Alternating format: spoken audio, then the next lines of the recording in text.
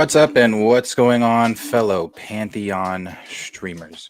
We appreciate every single one of you guys being here with us this evening. I hope that I'm coming in clear and on the voice and clear in view of the screen. But missed last Thursday, hated that I missed here this Thursday. I haven't talked to these guys since I think last Thursday. Marcus, how have you been since last time I spoke with you? Doing good, man. Doing good. Ready to pop back in the chair with you gentlemen, get to some topics, talk about some things, some stuff. How you doing, Chill? Amazing. I'm trying to do like a daily stream. It is hard. It's difficult to think about a topic, but I've been managing. And then watching what's going on in the news, trying to keep up and learn about why exactly India did what they did to Pakistan. And very confused.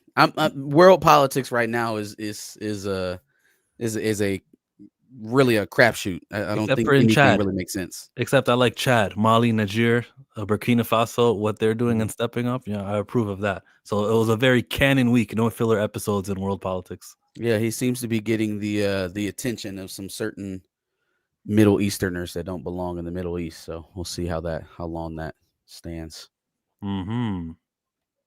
Appreciate it, Michael Nemo and Brother Stark. Appreciate you.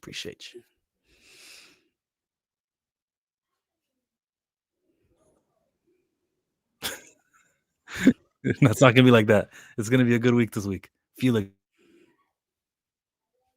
I have to get a pillow. Back.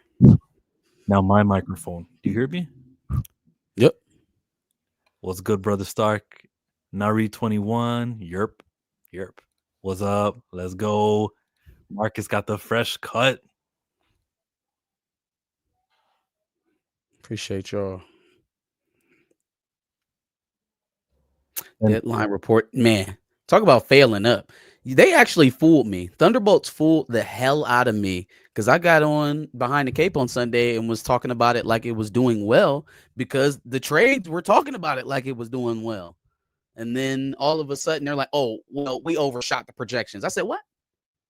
I said, what? What do you mean you overshot the projections? And not only did they overshoot, but whatever number they were in the area of at that time around like Saturday when they start posting that $76 million number, that's about where we stopped. No, it ended up being 74. It was like 71, the adjusted numbers this week. Yeah, they shot it at like 76, and that's why I was like, okay, it's doing pretty good. And that was the domestic numbers. But they moved it back. I think the total number the first weekend was 71. Also, this movie isn't doing well internationally, which I mean we could have called. If these are little known American characters, how do you think it's going to play in Beijing? I don't think that was ever going to be something that was going to be a proposition for the international audiences to flock to. That was going to be dependent on some heavy word of mouth, and they were close. Because into the first weekend of Thunderbolts, it really felt like they were on to a win, and then all of a sudden the numbers just weren't adding up. But we're now in the stage of monitoring to see if there's going to be a second weekend like word of mouth push, or will the new Avengers name changing? Will that advertisement? Will that promote the movie even further? So we're still in that we don't know yet phase. We don't know as in how it may leg out. We know whether or not this is Marvel's savior film. It's not. Okay, you're right. We can rule out a 600 million box office. Yes. Yeah. Now, will it make its money back? I don't know. We'll see. What's that point? What's making its money back? What is that? 500? Felt like it was like something like 550 somewhere in there. So what their reported production budget was around 180. So let's throw in 100 million for marketing, typical. So we're at almost $300 million for the budget. So let's double that. 280. That's 560. Yeah.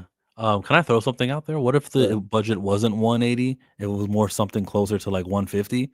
But they robbed 30 million from what they reported for Captain America: Brave New World, and just so that they can add 30 million and rolled it over on the Thunderbolts. That would so like it wouldn't look so bad when Brave New World underperformed. That'd be dumb. That'd be cutting off your nose to spite your face. You're just giving a higher hill to climb for a lesser known cast of characters. which they believed a month ago. This is the one. This is the They don't worry. absolutely did. They absolutely did. They showed early screeners. They lifted the review embargo on Thunderbolts.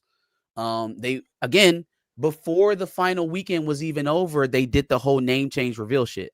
So I just they did it on Monday. Wasn't that on Sunday? I thought they did start doing. I thought I saw it online on Sunday. Okay, maybe you're right. Maybe it was Sunday. Okay, before the weekend was over. Okay. But I mean, even still, even with you doing it on Monday, desperation. I would say a vast majority of the audience that will see the movie hasn't seen it yet. So like, and we're not complaining about the quality of the film neither. We're just talking about how popular Thunderbolts was and what a good idea was or wasn't. Mm-hmm. Darius probably liked the movie. I think I saw you tweeted, but you did like Thunderbolts and how it went. We don't care about that. No, I care about his point of view. I mean, you can tell me what he thought about the movie. We don't care about the movie being good. We're more so talking about the performance based off of popularity. Yeah, I don't think so. It's showing that they don't. I feel like though, is this not like who is this shocking? And I don't not even this conversation, people online. I'm even saying the people over at Marvel Studios. If you remember, those reports came out before.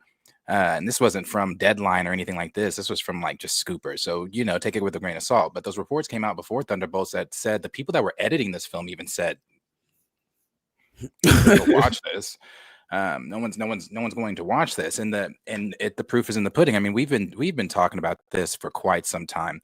And this is why I love when we've been talking about something for months and months and months, and we finally reach the point of the topic we've been talking about, and it produces what we've all been saying that this film was going to produce, and that was that fans are done. People don't care if it's inconsequential unless it's some big fucking spectacle and there's a lot of action and this and this. People don't care. That's what I'm confused on. Is this movie a lead up to Doomsday or not? Like I've heard, oh man, it's so good. Marvel connectivity is back. But then also I'm hearing, there wasn't enough Century and Marvel needs to stop, dripping their content and just give people the spectacle again. So like, what is it? Is that's what it is? Or?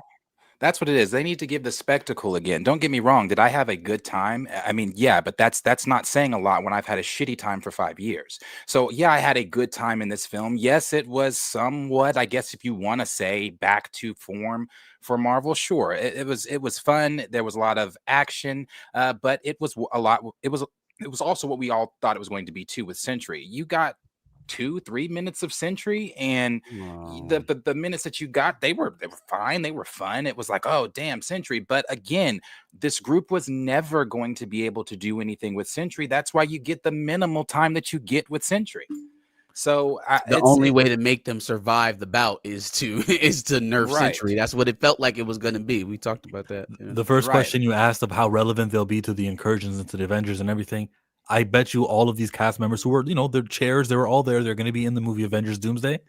They're not Chris Hemsworth. They're not the Fantastic Four. They're not that relevant to the plot. They'll be in the movie, but I can't imagine anywhere in the top 5 of castings. I can't speak for casuals, obviously, because I don't know who's seen this film and who hasn't seen this film and things like that. But for me, I will say, even though I have my it is what it is, and it's too late, the hole they've dug and everything like that. I did have a genuinely good time in this film. I thought it was fun. I do want to see it again. But like and then that's what you were saying there about people caring about these characters. Again, I can't speak for everyone. Where I did not give a flying fuck about John Walker and Falcon Winter Soldier, you made me actually care about him and like him in this. Like he's funny. He's funny. I like him a lot. To me, he's one of the driving characters in the film. I mean, Yelena's Yelena. She's always been that way. I think that with, better writing, you see her, and I like her a lot more in her, out of all her MCU appearances. This is probably my favorite of hers. Her appearance in Black Widow was shit. Her appearance in, what was it, Hawkeye, was terrible too. So yeah, this it's not bad, but again, like you said, I don't know that anyone is going to. I'm still not, even though I had a good time with John Walker, I'm not going to Doomsday thinking, God, I cannot wait to see John Walker. Now, when he pops up, I'm like, hey, John Walker. But I'm not like, damn, these new Avengers are about to kick ass in Doomsday. Nah. Yeah, I don't. So also another thing that I feel like this confirms and really just continues to be very shitty for Anthony Mackie is I don't know what the after credit scene was, but it feels like it involved Sam in some way because they're saying now that his Avengers team, because we're doing Civil War 2 in a snapshot, right? His Avengers team has already been assembled. Where, fam? Where? We have had countless opportunities to show this Avengers team coming together. You had Thor: Love and Thunder. You had Wakanda Forever. You had Brave New World. You had Captain America: Brave New World. Where have you even shown a monicum of a team coming together? Like even just two characters meeting up and say, "Hey, we should." Oh, you know what? I take that back. Captain Marvel and Shang-Chi and Hulk. Yes, but Sam wasn't there. But Sam wasn't there. Yeah, he didn't know shit about that. So He didn't know nothing nothing was about planned. that. He didn't know nothing about that. This is what people are not going to like because I can't speak for everyone. I don't like this. According to the scoops, it's this team has been assembled off screen. If I'm taking it you have not seen Thunderbolts. Neither one of you, I'm taking it, have seen Thunderbolts. Absolutely not. Oh, you've seen it. Okay. Well, I'm not going to spoil the post-credit scene for anybody that hasn't seen it. I'm not going to spoil the post-credit scene, but I will say with the post-credit scene, it seemingly alludes to it being, I don't know if it's years, but sometime in the future, maybe months, I don't know, sometime in the future that they've been the new Avengers. The tower is completely redone opposed to what it was in the actual film when Val had it. So some time has passed. I don't know if how long they've been the Avengers. Yeah, so Sam, I guess, has been out there with this team that he's assembled, and they've been doing stuff as the Avengers while they've been doing stuff as the Avengers with a Z. So I don't know. I hate this for Anthony Mackie. And y'all know me. I ain't even no big Anthony Mackie fan, right? This is terrible. Like, just look at the treatment and the difference in how these characters were promoted. So Chris Evans obviously got his origin story, he got a build up, he got an Avengers film. He has the Avengers film of all Avengers film in Civil War, other than, the ending. Endgame doesn't count. But you flip over to Sam Wilson and we start to give him a little bit in the TV series, but then we back away from it in the last couple of episodes. Just a little bit. We start, but then we back away, we shy away a little bit. And then in Brave New World, we basically make that a Hulk sequel. And now his team that he's leading, his Avenger squad, He got trademarked assembled off screen. They're going to jump us ahead in his Avengers maturation because we've all seen, Sam in his best light as Captain America, right? We've all seen that.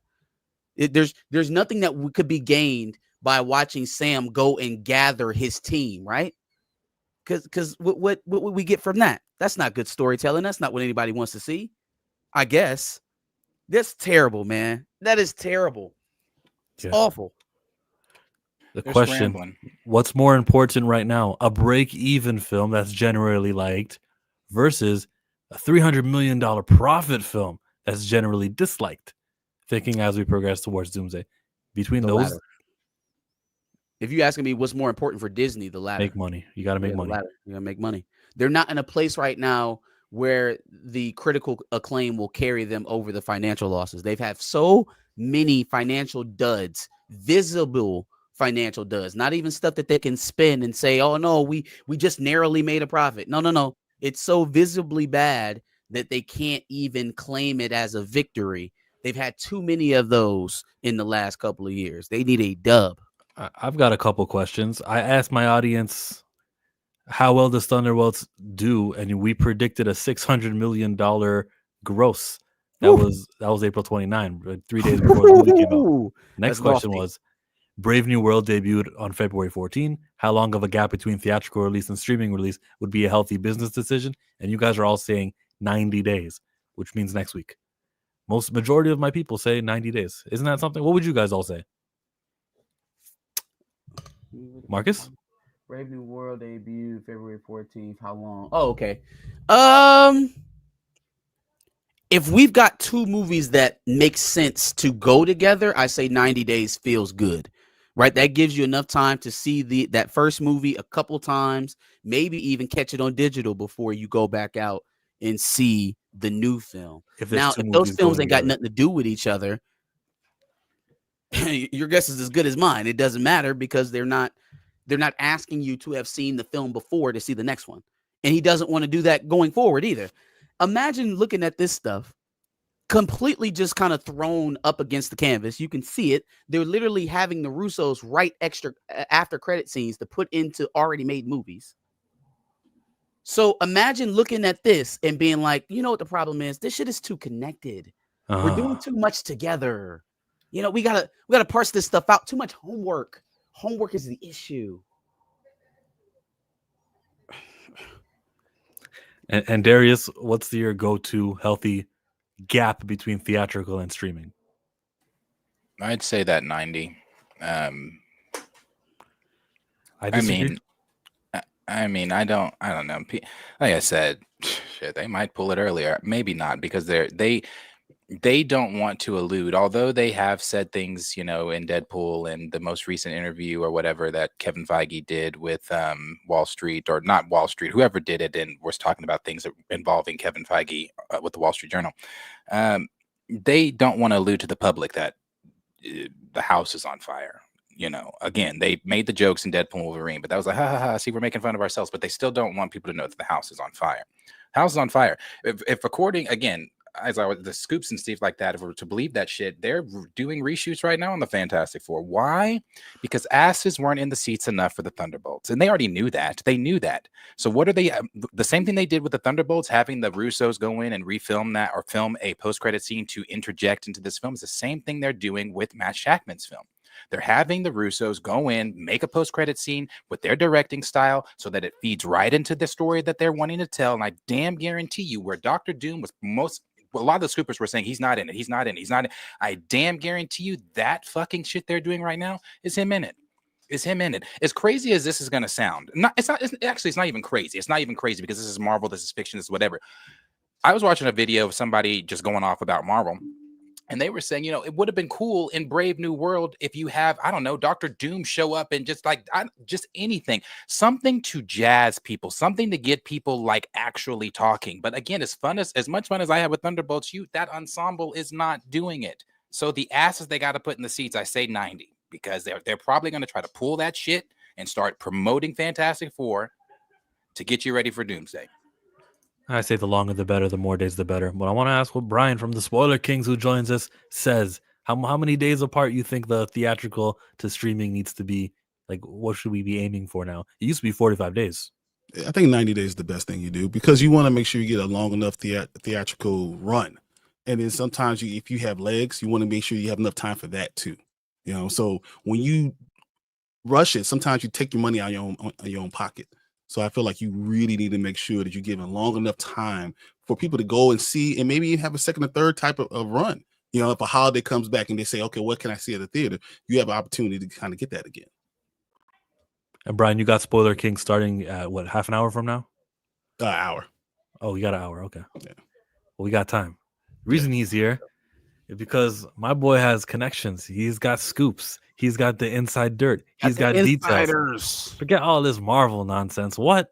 Let's jump over to DC. DC. Take it away. All right. So Spoiler Kings went to C2E2 this past was it April, and we got in line, got to talk to John Boyega, kind of take some pictures, whatever. And while we were there, we was talking to him. I had my cosplay up. I had I had Static Shock on. Oh, Virgil Hawkins. Yep. Oh. So I had it on, and he was like, "Hey, what's up?" So I'm in line. He's pointing and speaking, and we get up there. He's like, "Hey, man, so you an older Static? So you like how James Gunn's going to run it? With the older level of Static Shock?" And I was like, "What? Wait a minute, what'd you say?" And then he just kind of just kept on running with it and just going real quick. And I was like, "What do you mean?" And then I started thinking about it. Now, Milestone is who started off with Static Shock. So if you go into with a teenager, you have to pay Milestone because they created that character. Now, DC did buy out a lot of that stuff, right? That's true. You know? Damn, But- I'm trying to get the right picture. But yeah, this was a 2011 series from the New 52 Static Shock. Exactly. So once you go to New 52, he gets a little older. I have that one. Well, when you went to the DC milestone 30th anniversary, when you look at that, he's even older then. Okay. So I don't know if he's. Yeah. Mm-hmm. And DC created that part. Okay. Okay. So now there's the Milestone that creates the character, but DC also owns a version of the Virgil Hawkins Static IP. And if they're going to put one in a movie and they want to worry about rights, they'll use the DC version. And it makes sense now. I don't have to share a Milestone who's still trying to make their way back, but they don't have to give them money now. They can go ahead and use, because all the ones that had the DC logo that they released, the ones with Milestone that released, doesn't have the DC logo. The one that DC had all have DC logo, and it says came from the publishing of DC. That's the difference. Yeah, they were thinking about movie rights and everything later on. They weren't in 1993.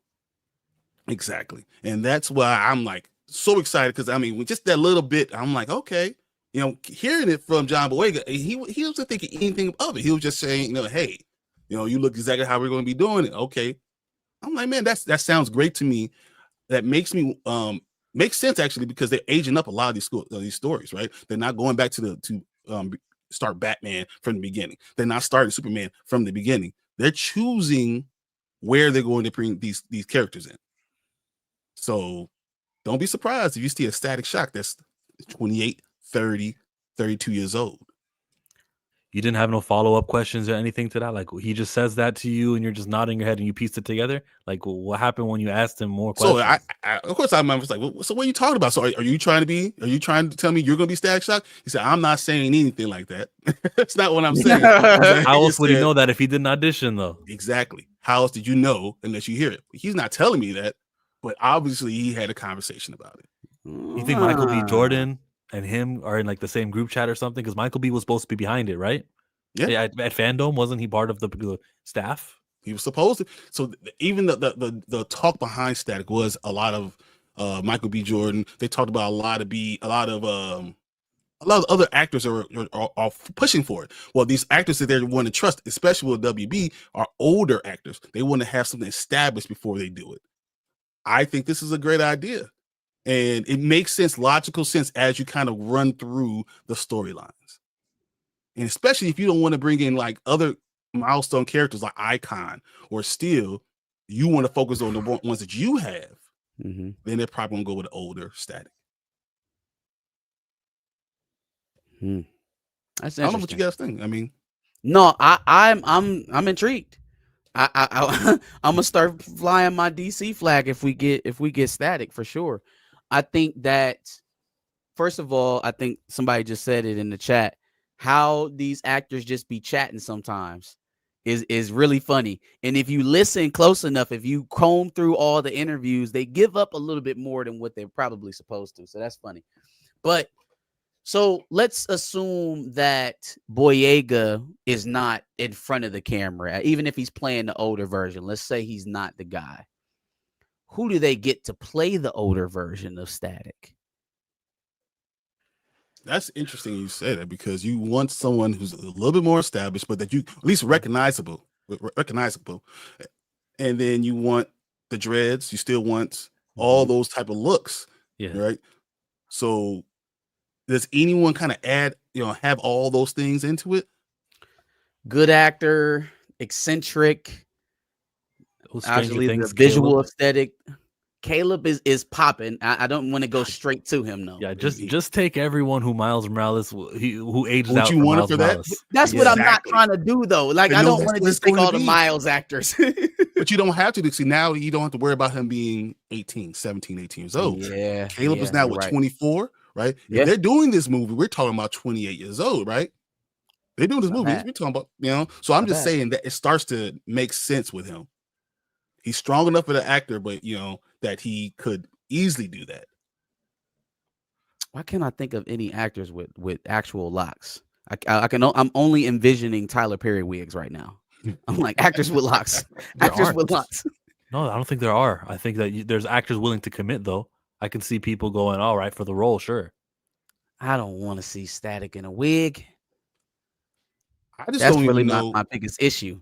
My real question is, would you guys be okay if they had Static older and they skipped over his whole lock entrance? phase. See, I fought Marcus over this with Miles. Like, no, he's got to be young. And so it's the same thing. Like, I want Virgil Hawkins to be young. If it means though I get the character, it's something I'm willing to overlook. I'm still going to celebrate that it's Static Shock. It's Virgil Hawkins. I still like it. I think them putting him as an adult does give us a chance to see him in the Pantheon with the other bigs, right? It gives us a chance to see him shoulder off with the Superman, with the Batman, with the Flash. I feel what Chill is saying, because the further and further they get from an inception from a comic point, but we already got that though, right? Because we have the comics where he's a little bit older, but the further and further they get from the actual, the inflection point for some of these characters, the more out of whack they end up being, down the road. So it's kind of a give and take. I do like the aspect of him being able to be in feature films as an adult, as opposed to only child marketing if we're going young adult teenager, And it's too much. I feel like the Spider-Man part is too much, right? Yeah. So you don't want to continuously have that direct correlation with, this is our Spider-Man. You don't want that. You want him to have be his own character. We always talk about that. We want someone to be able to be, stand on their own, stand out on their own. Jill talks about, we got Green Lantern. He talks about Miles Morales. Sometimes you do want someone who can stand up on their own 2 feet and not be compared to someone else. And if you do Static older, you don't have to say he's just a ripoff of Black Lightning. He's just, all these other things that are there. I'm just saying, you look at Mr. Terrific, you don't have anything, you have no idea what's going on with him. They just threw him in there. There is no, hey, this is how he came here. They might be doing that with a lot of characters. They assume you already know who these are. I know good goddamn well y'all not talk. Oh, Cobra Kai. Never mind. My bad. I just seen Kai. I thought they were talking about Kai Cenat. I was like, absolutely not. I think that is what they're doing. I mean, well, we kind of know that is what they're doing. What you just said there about, just picking up with these characters, not doing origin stories. I mean, is that not? I feel like that's the theme with Superman. We're seeing so many superheroes that are already established. People already know who they are, and things like that. So I agree with what Marcus kind of took the words out of my mouth there about seeing him with some of the other guys, but older. The only time you really get to see something like that in an animated form, correct me if I'm wrong, is what the Batman Beyond when you see him older. Yeah. So I wouldn't mind it at all. I still kind of agree with Chill though too. I would like to see young Static, but I would like to also see how he fits in older with the current established universe that they've got in, and the heroes and things like that. So I'm not against it. What exactly is the age of Static in the 2011 comics? He's like 24. He's not as old, but I'm saying, so the 30th anniversary, he's more like 32. Yeah. Okay. So the Static Shock was the one, the DC 52. He's more like 24, 25. He's out. He's a little bit older. He's out of college and stuff, that type of thing. Yeah, it's imperfect, but it's like Static's on the movie screens. How am I not going to celebrate it? Yeah, and we had him when he was younger with those cartoons. They went 4 seasons. Let's see this character grow up. It's not that bad. It's well, what are you going to do with the character now? I don't know. So we have an entire Bat family come in, right? So I'm just saying, so we're gonna get an older Batman. Yeah. So we're gonna get Damian. We're going to get. I'm just saying that. What if you get Nightwing? What if Nightwing is part of this universe that he's having? I would feel like he has really only makes sense for him to be. How did we get to Damian? Yeah, I was gonna say, how do you get to Damian without Dick hasn't existed? Dick's, but that's so they can be doing a lot of fast forward. So maybe we do get to like that Batman Beyond type of feel a little bit further within along. 2 or 3 movies. Yeah, he could be old man Bruce. Yeah.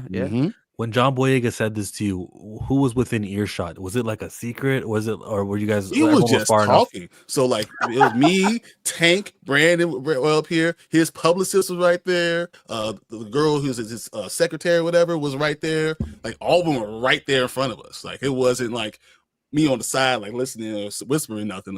He was just talking. We just volunteered it. Yeah, we were just talking. I was talking about DC characters. We could talk about. I was like, I love to see Jonathan Majors as Icon. We were just talking, and that's when he said that. And I was like, but I had the static cosplay, so it wasn't like it wasn't come out of nowhere. It wasn't just he saying anything. I had the stuff on. What is his reaction to Icon? Does he know who Icon is? Yeah, Boyega knew all of it. Okay. He knew all of it. I don't know if he's keeping up for a certain reason or what, but he was just a regular guy. Like he would fit right now on this panel.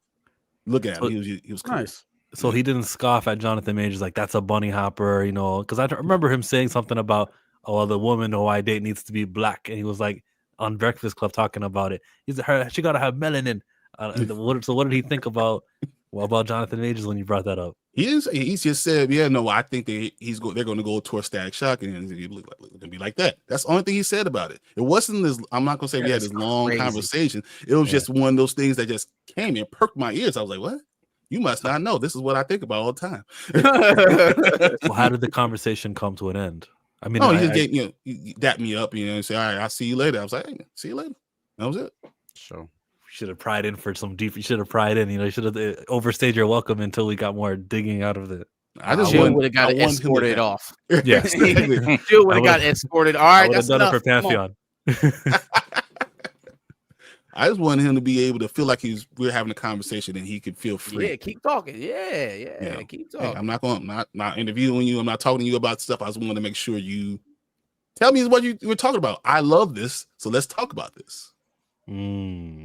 Solid. Nice. So it was cool. I definitely enjoyed it. I appreciate him being so open and giving us. I mean, probably talked to him for 2 or 3 minutes. I mean, that was pretty awesome of him. He didn't have. Oh, we talked main actors. We talked lead actors a little bit. What about directors? Who would we want to shoot this movie? Technically, Michael B. Jordan, Creed 3, right? He could. Yeah. He could play the dad also. Y'all, this is probably going to come as a surprise for this panel, but I think this is one that falls right in Ryan Coogler's wheelhouse. He has to write a dad in this case. He has to write a nuclear family that survives. And then all the rest of it is just going to fall right into place to what he already does. I think this would be a very suitable project for Ryan. Also, if we're going to go more action-packed and less kiddie, Antoine Fuqua.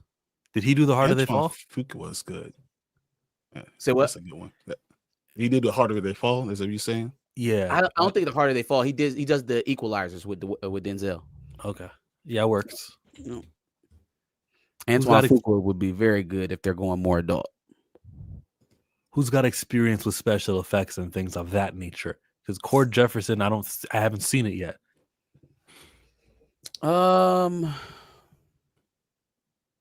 Black director. I mean, Pumali said he's going to delete the family. No, the mother survives in the new 50. He's going to delete the family. It's going somehow. He gonna find a way, right? Retcon it. So Sonic was raised by his brother, right? No, exactly. Some type of black trauma is going to come out no matter what. The father has to die somehow. These two will not do it because their Batgirl movie got deleted. They don't trust DC. Okay, they would never come back. What about someone like Regina King? Okay, I just saw her name on Forever on Netflix. And I know she's got experience with think what she did with the Watchmen. I mean, she's done a lot of different things. So I wouldn't be surprised, someone that you can trust that's really good at some other stuff. That name could bring different things to you. Yes, she can sit on the couch a lot for. I would want her to also have a countermate, somebody on visual effects, Jordan Peele, somebody like that, because I just don't know what that's going to look like. I'm nervous because of Ava DuVernay. Right, we gave Ava DuVernay a chance at the fantasy, and it, she's a great director. It just didn't go so well in fantasy realm. I would kind of have those same concerns with Regina, not just seeing that she hasn't done it yet. I understand. Mm-hmm. Yeah, I think you talk about Michael B. Jordan. I think he'd be more about doing something like what, like this. That's what. Yeah, I think that's what Michael B. Jordan's going to be looking for because he's trying to get that movie done anyway, right? With J.J. Abrams, yeah. We haven't heard Exactly. anything about it though. So that's why I think that Gunn he don't would be- play well in the sandbox. He not parsing Exactly. out Superman. So Jordan Peele's friend Keegan Michael Key and Dwayne McDuffie, they're Mhm. brothers. They were separated at birth. who is? Dwayne McDuffie and And Keegan And Michael Key. Michael Key They were is our separated. brothers. They Yeah, were one of them was separated at birth? adopted. You're One of them got- serious? Are you For real. making this up right now? Nah, this That's is crazy. This is true. Like one parent took one of them, and then I think the next one was born only a year later, and that one needed adopting. Wow. Whoa. You Yeah, they talk didn't about even know. small world, boy. Keegan found out after- together as being related. After Dwayne McDuffie died is when he learned about that. Wow. So they It's never not- even got to meet each other. That's sad. No, I never got to. But he can be in his movie. Like you created Static, I got it. We keep it in the family. Come in, you can play a No, role. You can play you the gotta villain. get Keegan Michael Key in the Static film. That's crazy. Wow. Yes. I'm reading this right now. That's man, I never knew that. I never heard anything like What, that. That's Anything like nuts. that. Yeah. So you All right, fact check me, huh, Brian? You Yeah, got hey, the- you hear me? Dwayne McDuffie. Before I say it again, I'm like, oh man, wow, you're 100% right. I can Alright, see keep it Static as a peer of Nightwing. Exactly. Yeah, that 25-year-old age, Yeah, because that's this is a superhero. lived-in universe we're jumping into, where all these heroes are. They've been doing their thing. And so almost like this, you get into the second level of them, right? No one wants, John or any of that stuff, second Superman, but you can get Nightwing, you could get, we already have Supergirl, we could have all these other ones. Static will fall in line with that. Dan said Val Zod in Battinson's universe. Both projects taking forever to get off the ground. Yeah, Didn't he just they're in leave? the same universe. No, didn't he just leave? Who's that? For the Batman 2 director, didn't he You talking just about Reeves? I don't Yeah. think it's been official yet, but that's what everybody's saying. They're saying he got something going on, some kind of issue that nobody can speak on. So I it's thought either I saw today that it's official. it's official and they're literally looking to shoot without Reeves for real. Ooh. Okay. But they're still saying they're going to do it. I just wouldn't. They're do going it. to start shooting next March, apparently. Wow. That's not what Jamie Lawson said when she was being asked about it. She said, I don't know. Shout out to Jamie. So Lawson. Matt Reeves reportedly exits as director of Batman 2 Part 2. Who's reporting it? This is today, isn't it? May 8th. What's this? Jeff Snyder. This was the Batman News, Okay. comicbookmovie.com, I've heard of that one. the film stories, World of Real. Okay. Stuff like that. So a lot of blogger sites. I would look to see the trades pick up on it soon. Yeah, that's what you're looking for. Even I hate variety, but In a way, I don't care about Variety anymore because I know who owns it and I know what the goal of that website is. So I can't the credibility factor. Yeah, I guess it still exists. They will have actually talked to a source, and they have that. But I can find credibility from other people too. You don't look at the trades for necessarily credibility. You look for them for the journalism. industry message. Yeah. Yes, You there want it to is, there it see is. what controlled message. you want to see what the controlled message is. You want to see what the industry temperature is. You check the trades, but you're not going there for truth. You know what I'm Yes, saying? because- You're going there for temperature. Kathleen Palpatine, she was going to Deadline and talked to her boy Mike, and she basically got her version of a story out, which confirmed technically that she is leaving. I'm not retiring. Yeah, you're not retiring, but you're stepping I'm down. just President. slowly planning my successor while putting a target date on my departure, but That's- not retiring. No. Yeah, Whatever man, you thanks for say, that. Kathy. Thanks for the Static Shock scoop. Definitely more informative than when Darius comes in here with his, I got my source who tried to tell. You know what Darius' source tells him? He tells him that T'Challa's going to be recast. And at Comic-Con, they're going to announce it. But we won't do it if one of the trades pick it up. That was Darius' source. You believe that source? I don't care if I believe it. I hope. Hey man, look at where we at, right? The I don't think the replacements are doing it anymore. If there's ever a canary in the coal mine moment for you to avert and go the other way, It's you marching out probably the best, or according to them, the best film you've made in years, the most critically acclaimed film you've made in years, and nobody gives a shit.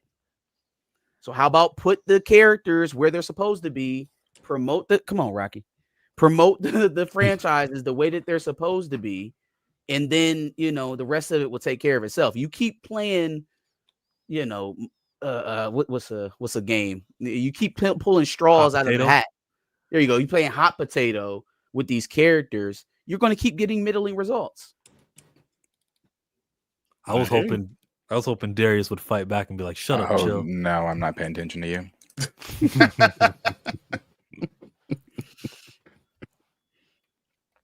I mean, what do you guys think that that's true, that they're talking about the recast has been offered to someone who's currently already played a superhero character?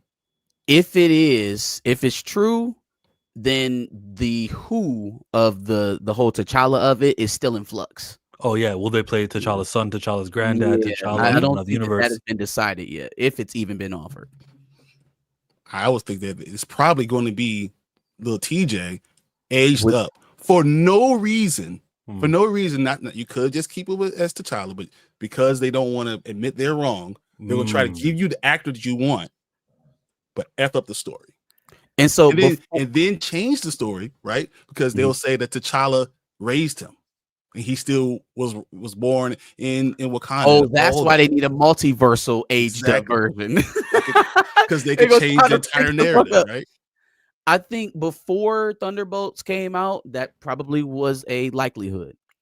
I think that there are investors who are nervous now because they've been sold a lot on this whole Doom, Fantastic Four, Secret Wars lead up, right? And we ain't got but one film until that stuff is supposed to be kicking off. Okay, they're for the rest of the year, we're going to be watching crap TV from Marvel and Disney. Absolutely filth. Eyes of Wakanda, Ironheart. What was the other one? There's another one coming out. Marvel Zombies. Wonder Man. And Wonder Man. And Wonder Man. Yep. I don't expect any of those to hit. I don't expect any of those to pop. So Daredevil didn't hit. If Daredevil didn't hit, what chance did any of those shows have? Yeah. So those results on the small screen, the middling results they've been getting from the silver screen, people are going to start to question this whole grand turnaround idea like I've been doing for months. And it's not going to be so comfortable for people to take these wild swings with the IP. It's just not. You're going to walk into these rooms and they're going to be like, we doing what now? Okay, now the bill is coming due. The bill is coming due. It's pretty due. Hey, we got a super chat. What it do?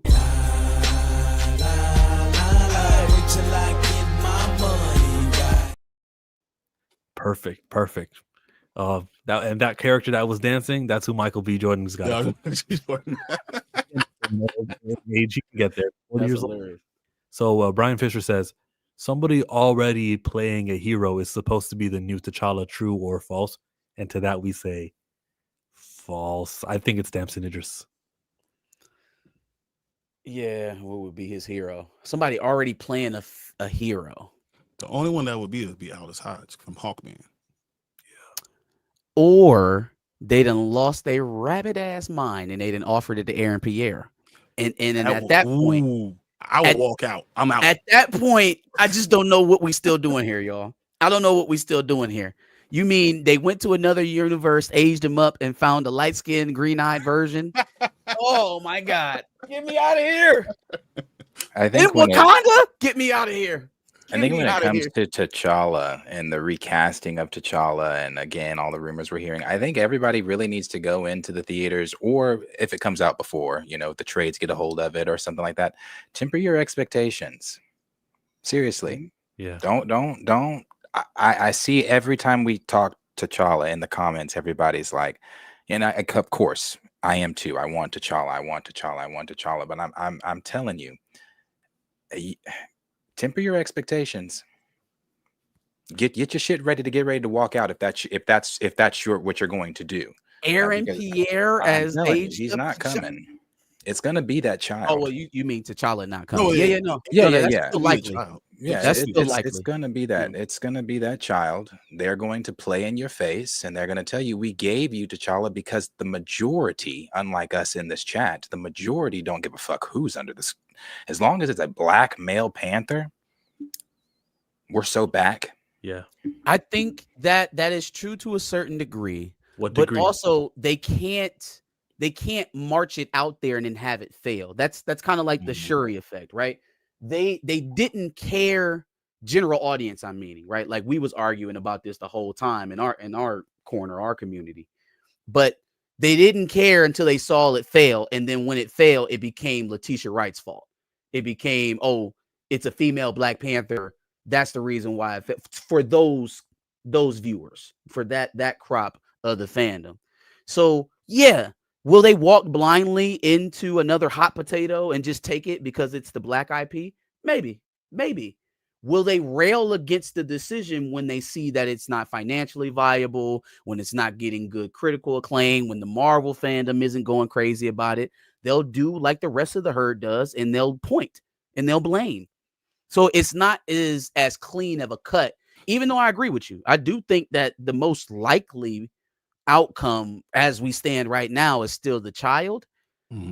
That's not the safest decision for them. That's not too far off from, hey, the Thunderbolts are our new Avengers. Yeah, but it's also telling you that we weren't wrong. Admitting fault is a rich person's like kryptonite. They're not going to admit fault. I promise you that. So that's why I'm like, they use this idea. So, okay, we say, what problem do you have with the child? Well, you killed the entire family. He's been raised by, a mother that's not even in Wakanda. He doesn't have any different male IP. mamas. It's not the same story. It makes no sense. We've had 276 issues of Black Panther, and all of them been T'Challa, and you're going to try to create this new character. But what if they do that and they say, okay, yes, we have Aldous Hodge. We have Aldous Hodge as this new T'Challa, but he is still TJ. But he has his father. He has his mother. He from this new universe, and those are the same type of things that are going on. And wait, he has his father, so T'Challa's there. T'Challa is alive, so they don't in this universe. They didn't kill T'Challa. Okay. You know what I'm saying? And he had his father with him the entire time. He was raised the way T'Challa was by T'Chaka.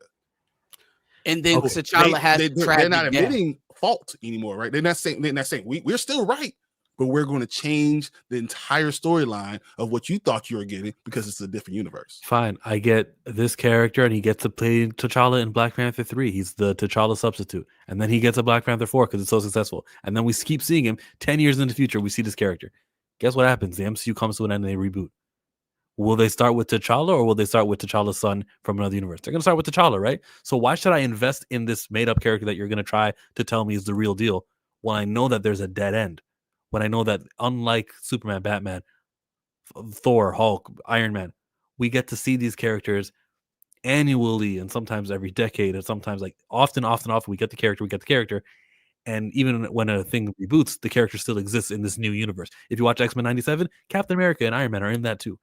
The characters need to exist in every meeting. When I play the video game, the one with Ms. Marvel joining the Avengers, well, we got Captain America, we got Iron Man, we got Hulk, we got the ones that we know are Avengers. You don't do that with T'Child or multiversal, substitute T'Challa. You don't have that with this fill-in character. That's the problem with that. That's that's my main problem with it. And I don't want to invest in something I know is going to disappear.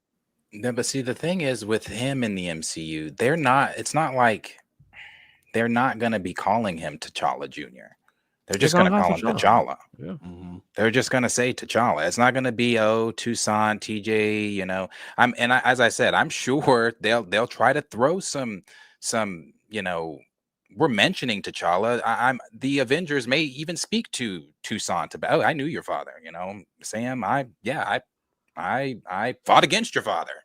And then we became friends and things like that. And I'm telling you that I want to be wrong. I really do. And I pray I am wrong.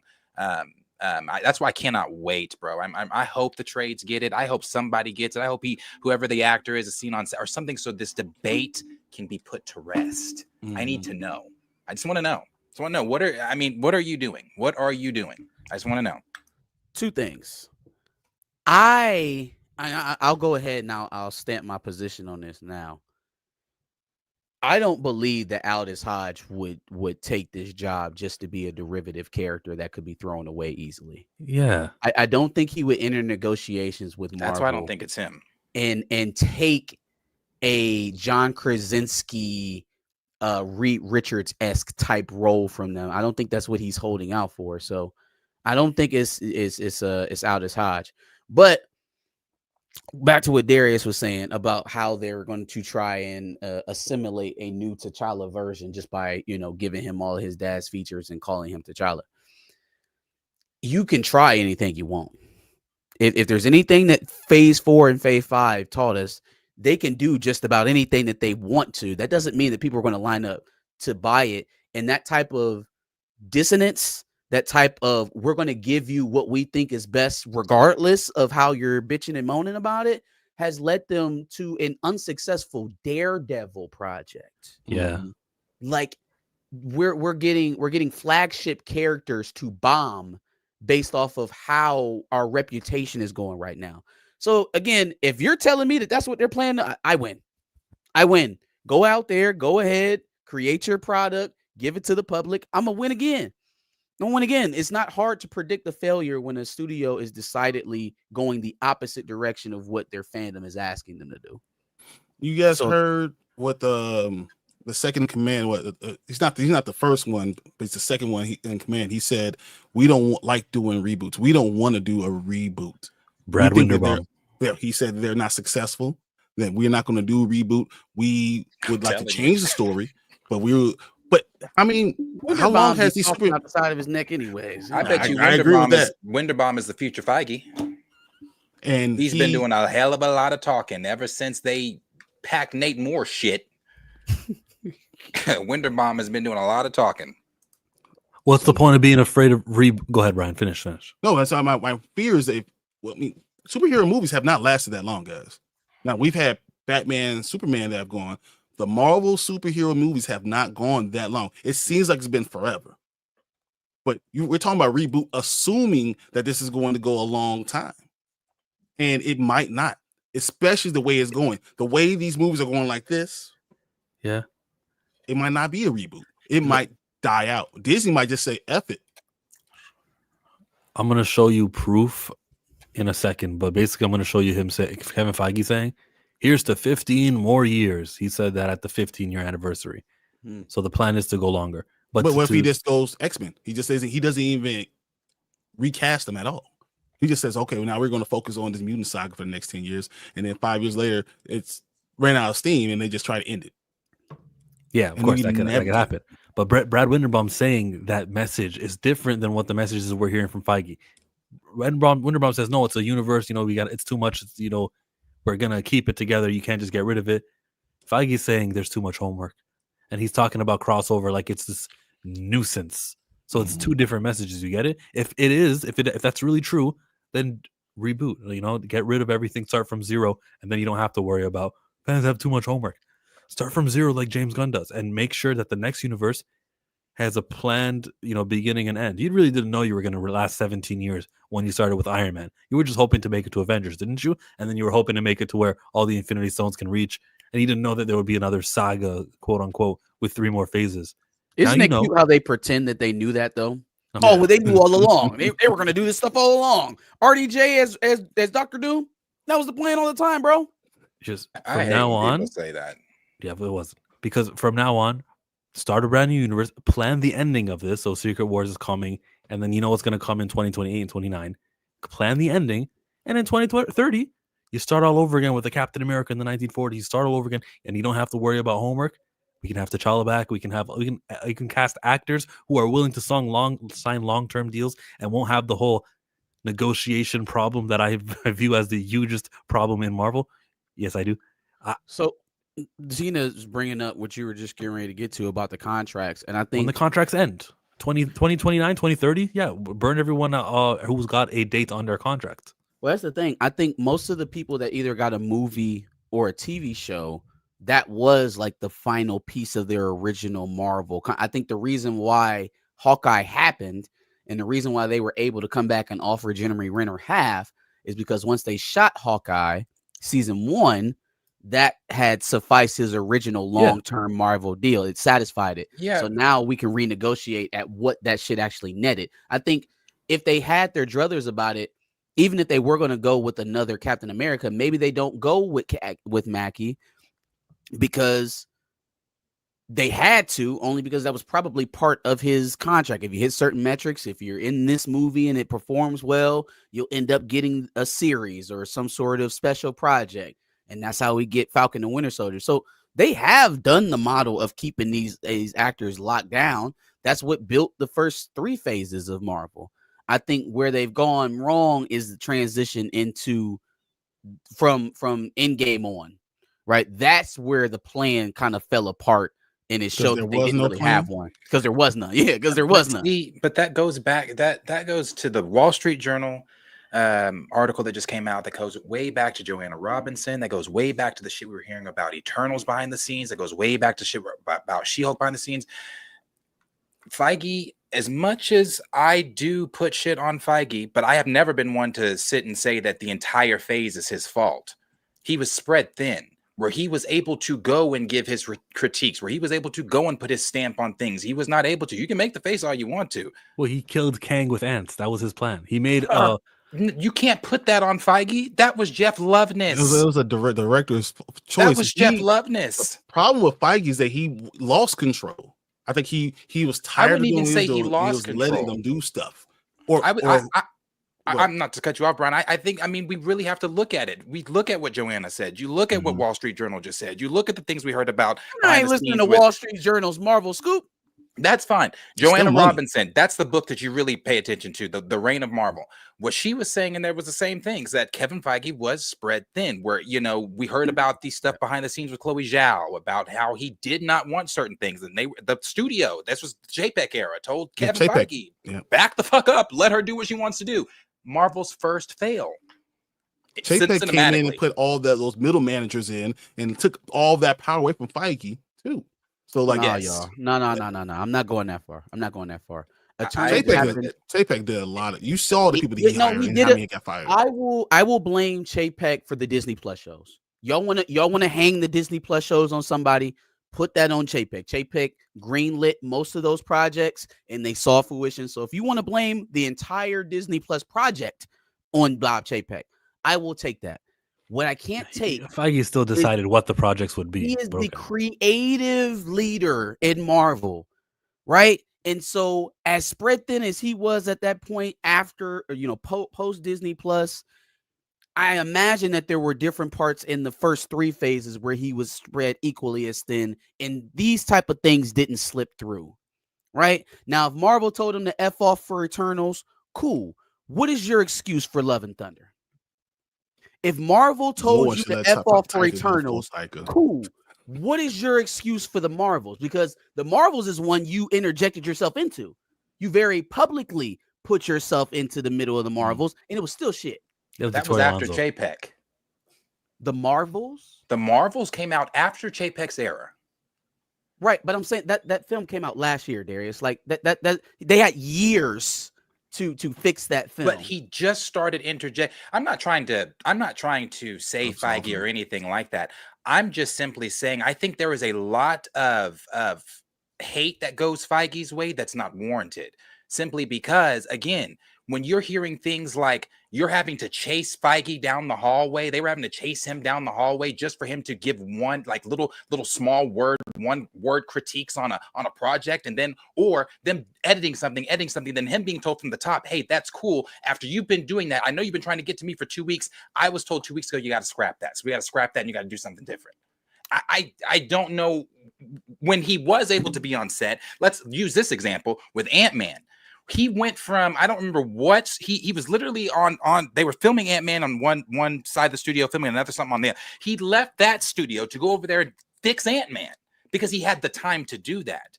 Now he doesn't have the time if you're chasing the nigga down hallways. So where does he? So look, here's what I'm at with it, Darius. Why does everybody else have responsibility fall at their plate? Nate Moore, Dave Filoni, Victoria Alonso, Dave Filoni, everybody else. in Disney, outside of Kathleen Kennedy and Kevin Feige, have to wear their losses because he made all those billions of dollars. Yeah, I won't even say that. The difference with the Kathleen, oh Jesus, what? The difference with Kathleen Kennedy is that bitch is on set. She's on set saying, no, don't do cool shit. Do Ray. Take No, Grogu's gone. No, we're putting it back. No, that's the difference in her. Okay, there's a difference.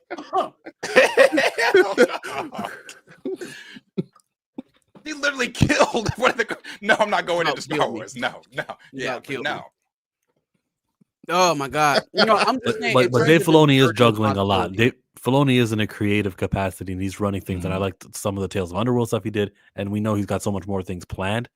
He seems to be able to juggle all of these great new projects. We're very optimistic about Ahsoka, so there are people who can do it, and Kevin Feige isn't able to do it, and he deserves to take the L.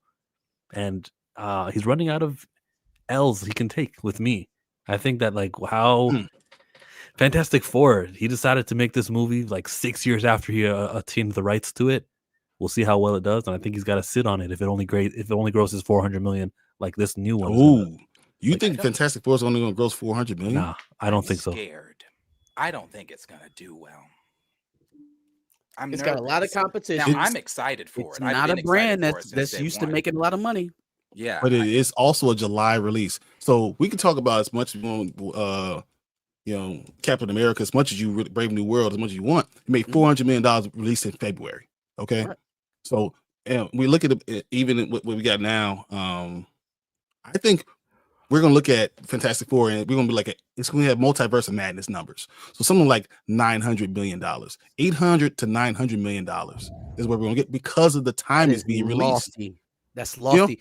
But Brave New World made $410 million, and this Fantastic Four is going to have international numbers. So it's not just what you think about domestically; it's international, and that's why I'm saying that it might only do $400 million domestically. We got to see how Superman 500 international. So that's what I was getting ready to say. The fact that it's releasing in July is a gift and a curse. Yes, that's a good month for movies. Sure, it's also smack dab in the middle of Superman and Jurassic Park, so it's going to lose a little bit of steam based off of competition alone. Now, if it ends up being the king out of those two, it's a little unlikely, especially on the Jurassic Park side. No, Jurassic Park's making a bill. Done. It's easy, right? So done. If you think about it going up against that, plus what is Superman going to do? Is Superman going to be what the current tenor of Superman fans think it's going to be? If it's positive, I don't really see that losing to a Fantastic Four. Again, I think it Fantastic will. I don't. Four, if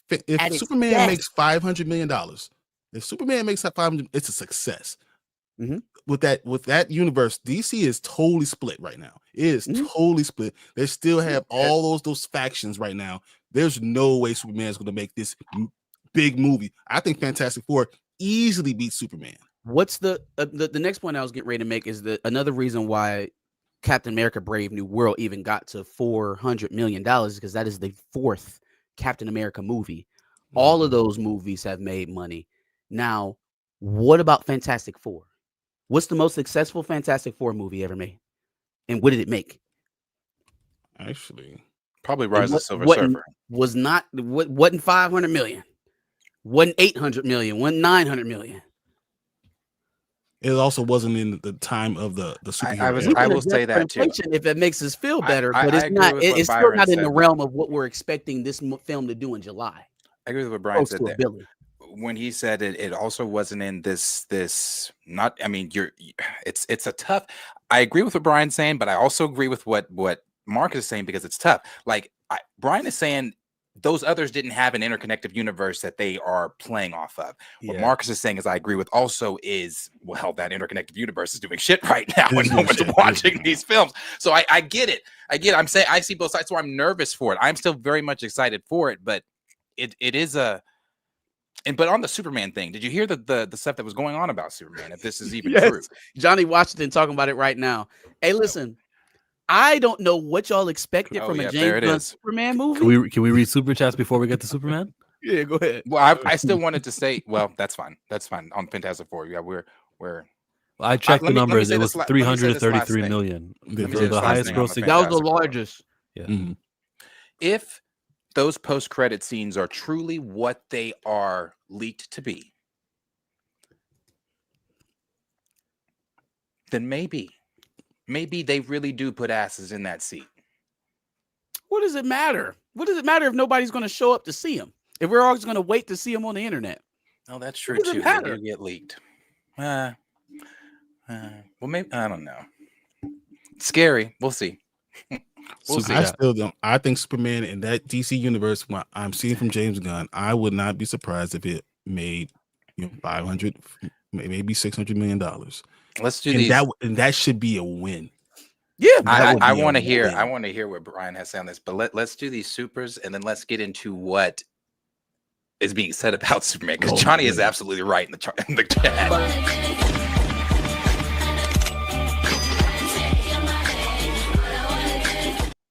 Issue with the $2. Why are they forcing Yelena on us? She ain't Nat, and Sam isn't Cap, and Shuri is. Kate isn't Clint. Yeah, you're right. I'm with it. I like Yelena. I don't have a problem with her. I really feel liked they're her in for- this. Do you think they're forcing her on us? I don't feel like they're forcing Yelena on us. We've seen her in 3 projects. We've seen her in Thunderbolts, Black Widow, which was way back when the crack started showing, and a non-memorable TV show. Well, they're building her. They're not forcing her. And if everyone wanted that, then you should have went and saw Black Widow. Everyone should have. They should have released it 4 years when it was actually relevant. Mm-hmm. Yeah. One more super. I'ma get money no matter the cost. Having some water, I'm having some post. Got that dope dick, that show lows. He's a worker and I am a boss. Coming also from Brian Fisher, Doomsday and Secret Wars will be the reboots. Now, I think the word reboot is used very liberally. A hard reboot, Brian? No. And if it's like a refresh, or some people who were dead will be alive now, if that's what you mean, yeah, sure. By that, That's what it is. All it is bringing motherfuckers into your universe that are not currently here. Yep. The X-Men, the Fantastic Four, any other ones that they currently aren't using that they might want to bring in, and then whatever this new constructed world is going to be. But I know it. Yeah, soft. There you go. It's a refresh. Let's get into Superman. What did Johnny Washington put in the chat? I'll read it. I'll read this thing to you. So this is so I don't know if anybody's seen this or not. This is what's going around about Superman. It's been out there for maybe about 2 or so weeks. Yeah. So it says James Gunn's revenge on the internet. A bizarre and rumored plot for James Gunn's Superman has surfaced online, which claims the Man of Steel gets dragged into a world of cancel culture. In the leak, it claims that James Gunn sets up Superman to be battered by social media hate which apparently makes the Man of Steel feel sad. No, we're not joking. It further claims that James Gunn uses a #supershit hashtag in the movie, which trends and damages Superman's image. But the real twist is Lex Luthor is behind all of this, using an army of mutant monkeys at the keyboard to flood the trolls and internet and tear Superman down. If that's it, I don't even stay through the whole film. Are you kidding me? That has to be a troll. When I saw this, I was like, there's no way. There's no way. If that is it, that's the DC universe is dead before it ever starts, because that's crazy. That's crazy. This is why, if it's real, this is why I never wanted James Gunn touching Kal-El. I from day one, I always said, why is he writing it? Why is he directing it? Even though I know he's done those little behind the scenes videos, about this is why I'm directing. This is why I was a writer. And the cast, about he was always the perfect person. People have contracts that are signed. Remember, Angela Bassett had a contract signed too, and then she came out and said what she said about Wakanda Forever After. So, if this is real, oh, buddy. Oh, you don't think it's real? I mean, I think I definitely think that's real, and I can see it being a real quick, crazy. A quick scene where you flash to Lex Luthor and he like opens a door or something like that, and you see these mutant monkeys typing away, doing all that stuff, and it closing the door. But look how the monsters look. I mean, Darius, look at how how all the entities all look very comic booky, almost look like claymation type of things. It looks almost like I won't say comic booky, but like bad comic books. That's what the whole thing looks. So I wouldn't be surprised if they actually did this. I'm not sure that this is going to be a good movie at all. I'm not sure. And the test screenings that they've done. Sorry, Chill. The test screenings that they've done. It's only to like what friends and family and people that work for Warner Brothers. It's not like to actual critics. What we talking about? James Gunn showing the film to his daughter and the damn dog. Yeah, the WB studio head say that they're all for it. They says they seen the early cut that they've seen of the film and it's worth the wait. Warner Brothers Studios has Pam Abdi and Mike DeLuca teased Monday that the early cut they've seen of Superman relaunch assured them the franchise is in good hands and is worth the wait. Okay. Yeah. He says, I used to chase James as a producer when he did Slither and started with his low-budget movies. He's really unique, and I think DC is in great hands with the two of them, DeLuca said. We've seen an early cut of Superman, and I don't want to bury the lead. There's a lot of marketing about to roll out ahead of its release, but he really understood the assignment. Look at him using that Gen Z slang. He really understood the assignment. You better hurry up. I mean, talking about a lot of marketing. We've only got one trailer, them talking about it behind the scenes, and then that Super Bowl shit that Chill liked. Say that shit again, brother. Sorry. They were all too excited about Joker 2. Fale do. They loved it. Right. Right. Let Brian touch on it before he's got to leave, because he does have a stream coming right up. My bad, G. Go ahead. Yeah, no, I just want to say I still worry about it. I knew James Gunn was going to be very silly, and when I heard it was going to be a silly type of movie, I thought he didn't understand. Just because a comic book can be silly, there's a lot of serious parts in it, and I know he's good with making obscure characters matter, right? But when you're talking about the character, you're talking about Superman. He is the superhero. I don't think he was the right choice. I don't think he's the right choice to lead the entire studio. I don't think he was the right choice overall to do this Superman. And I think it could fail right now. And then what's Supergirl? If Superman doesn't make money, what's Supergirl going to do? I'm just saying, this could be a terrible.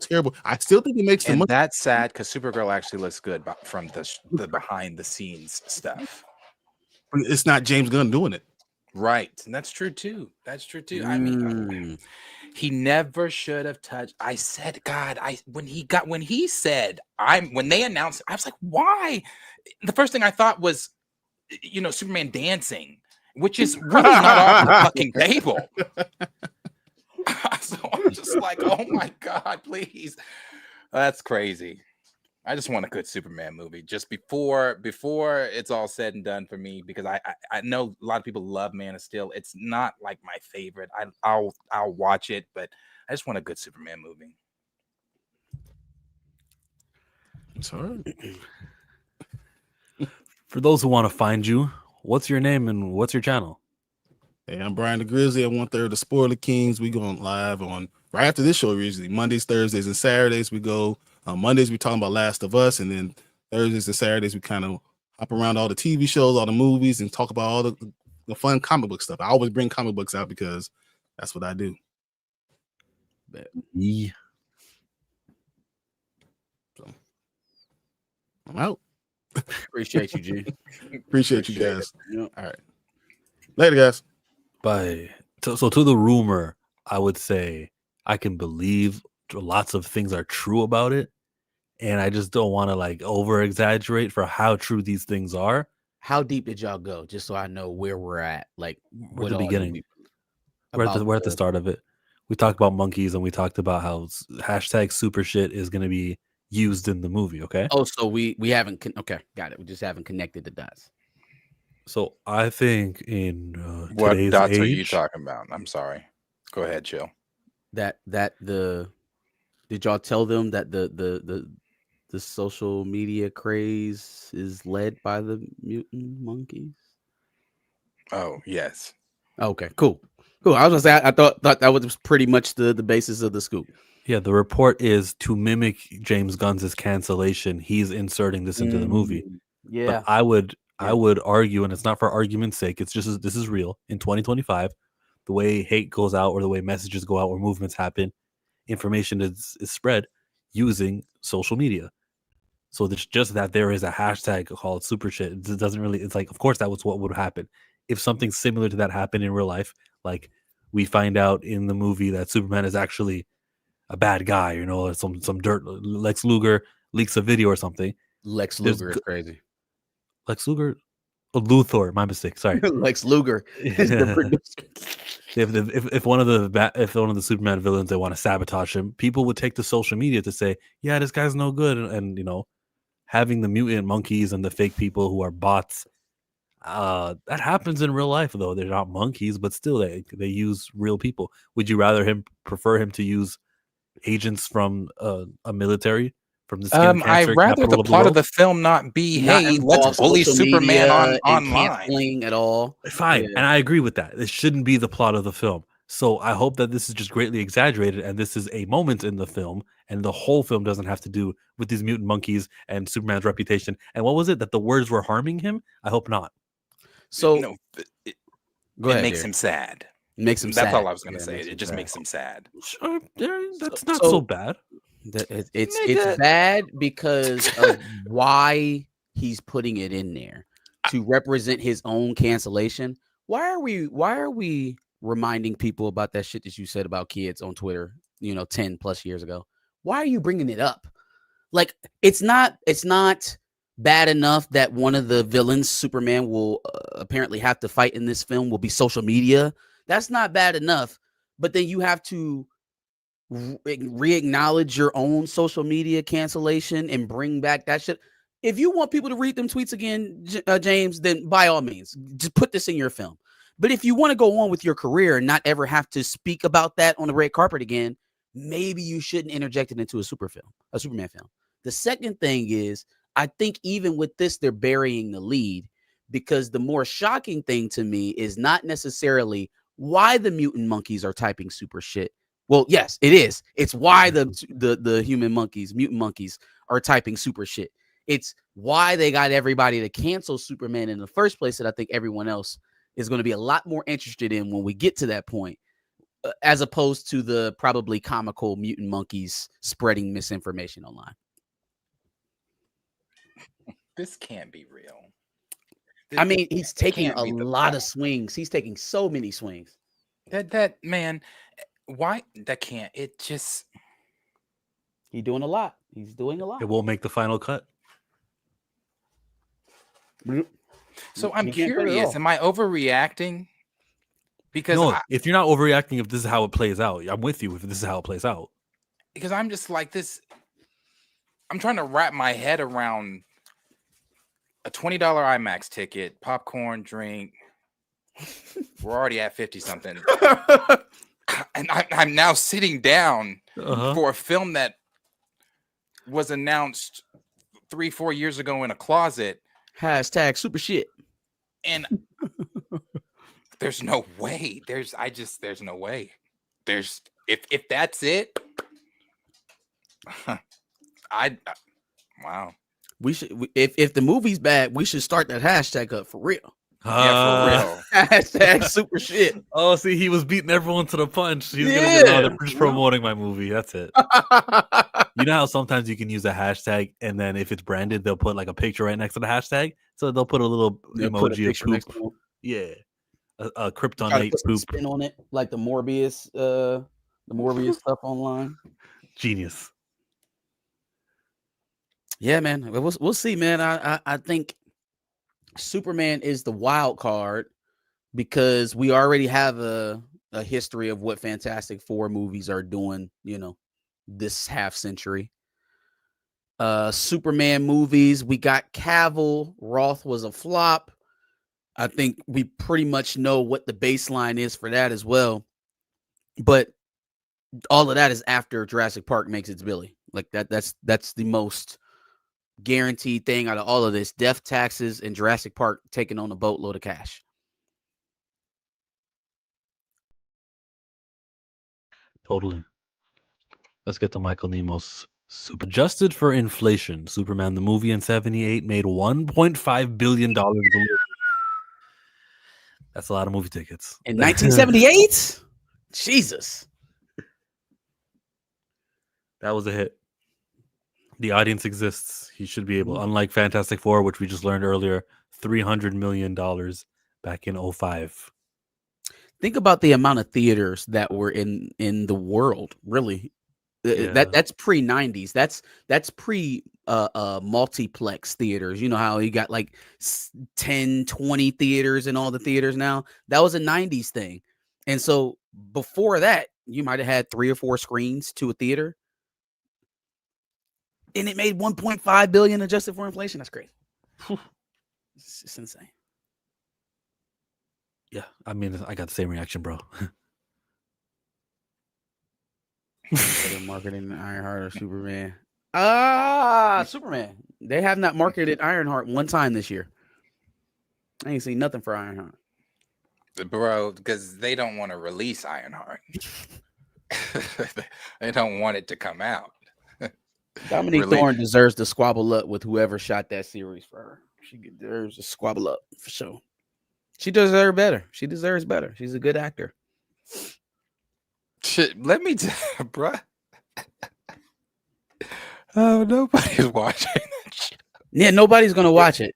But I mean, I probably could have told them that when they started the concept. But even still, they didn't do anything to make it any better. Riri ain't popped up in no movies. She wasn't in Daredevil randomly. Like, there's a million things you can do to make it more interesting, make people expect to see her. Yeah, Iron Turd. Now that shit just. It's not like it's not like I know people might say, "Yo, you guys are negative or you're down on it. You don't believe in it." They don't believe in it. They delayed it by 2 years. Nothing ongoing in Ironheart affects the rest of Marvel. It's not required viewing. It's not necessary. It's not a popular character. It's not someone that they have a season 2 planned for.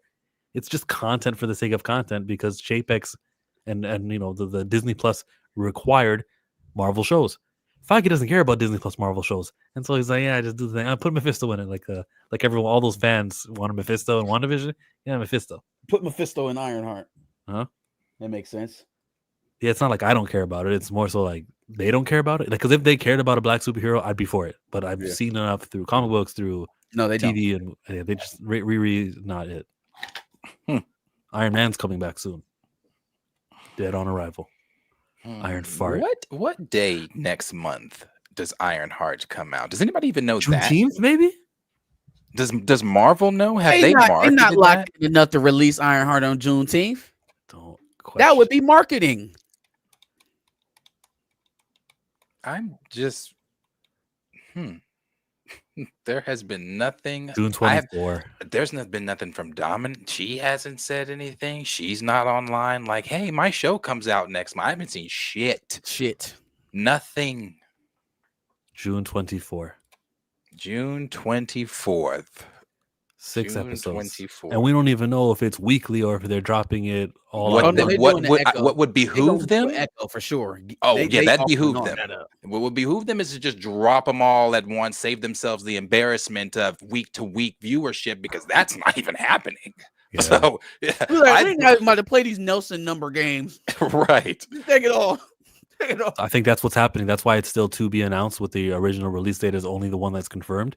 I think they're just going to do it. At least they can chart, with hours watched. They'll actually have some data, and people can say, like we can't laugh at it the way Andor's being laughed at, Daredevil being laughed at. Ironheart might chart. Chart where? I think if a show is good, people will come back and return to it. If a show is bad, you better just hope that you get the most amount of viewings the one time the person is willing to click on the remote and say, "Let's play Ironheart." You better just milk that, that viewership that you're going to get out of them. I'm all for dropping it. So let me be honest with you, and that's one of the problems too that Marvel has right now is, in the midst of nobody watching the Thunderbolts and in the possibility of nobody really going to see the Fantastic Four, in between that and the next Avengers film, you've still got they're still kicking you in the balls with the shit they're releasing on Disney Plus. That's what I'm saying, man. How is Fantastic Four ever going to make it out of this rut when so much of what's been released around it is terrible? It's terrible. And still got movies are terrible, but the TV shows are Yes, terrible. TV shows are Everything that Marvel terrible. does is terrible right now.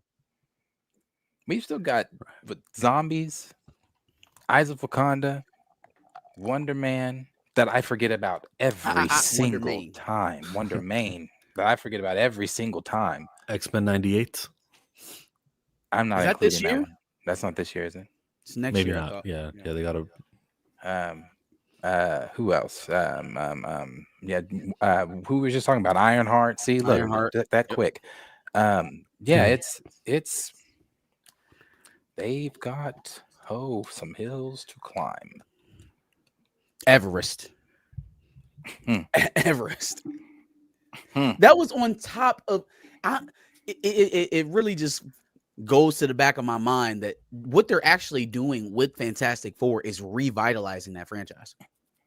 It can't be viewed as anything else. I don't think that they would spark it back up to go out there and make $330 million. They're tasked with revitalizing the first family of Marvel during the worst time of the MCU to date. That's what I'm it taking is. the under. I'm taking the under. I'm taking the under. More super chats. Let's go to Miles.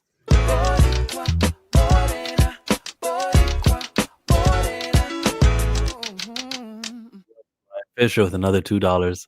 RJ rolls in Doomsday. True or false? Oh, that's totally true. Just listen to Chris Claremont. Robert Downey Jr. is playing multiple. Yeah, I'm about to say, according to Chris Claremont, he's going to be playing multiple people. I think that's a great way to end the movie Doomsday, where Iron Man is alive again. Tony Stark kind of wakes up, he reboots his cells, and he goes, "Yeah, guys, it was a plan, and I can't believe the scientific experiment worked. I'm alive again. What'd I miss?" That would be a great way to get Robert Downey in the movie. Tony in the movie. Yeah, True. It'd be a slap in the face to some folks, but sure, let's just bring Tony Stark back to life. I'm gonna make Seems sure to right. ask Darius right when he returns, but he is gone for now. Let's jump into another planned, scheduled topic of this fine evening. There's a 10-year X-Men plan over at Marvel Studios that Kevin Feige said he's got. And I want to just ask, what exactly is the era of X-Men he's going to be taking from? Which comic books will he be adapting for 10 years? Because we have a couple 10-year X-Men plans that you can do. You could do House of X if you wanted to, and just show mutants living on Krakoa. I just wouldn't do it. I think that there's a part of House of X is that the villains are all living there too. Whoa, well, you can't do that unless you establish villains first, right? So maybe don't you just start off with a House of X, people living on Krakoa thing? I would go back in time, though. I would think about what movies already have happened and think about all the stories that we have seen and the villains we have seen. Try not to repeat any of those. Try not to do anything Phoenix related, but look towards like House of M. I mean, you got a Wanda Maximoff, right? You have Elizabeth Olsen. Make her say no more mutants, or change the words no more mutants. You know, have them living on the mansion with the big giant sentinels who are watching them because the ONE have been paid. So this is like the 2005-06 era. Have some of the new mutants, the Generation X mutants, Academy X mutants in their own TV show. Yearly, you can introduce new mutants every now and again. You can introduce new people to add to the roster, and one day they can make the team. You can have, when all the contracts run up, you can have that William Stryker blows up the school bus, which happens in like 07 maybe. You can do the Utopia. You can do the Messiah Complex. Comic book people know what I'm talking about. But there actually is like phases of storylines and big crossover events that run into each other from that 07 all the way to maybe till Avengers versus X-Men in 2012.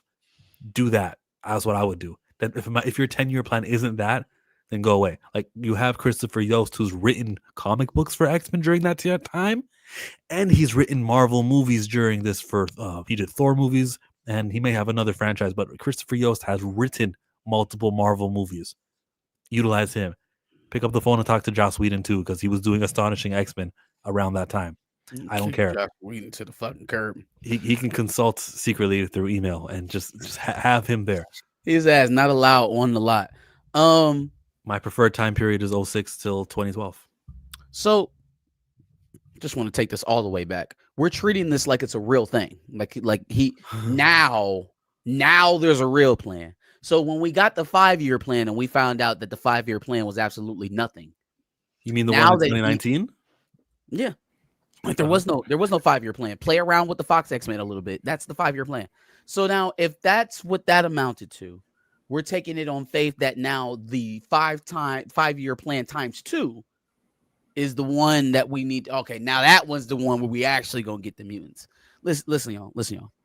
If Kevin Feige can't complete the multiverse phase, if we can't smooth transition from the multiverse phase into Secret Wars, if we don't deliver on Secret Wars, do you really think there's going to be a 10-year X-Men plan?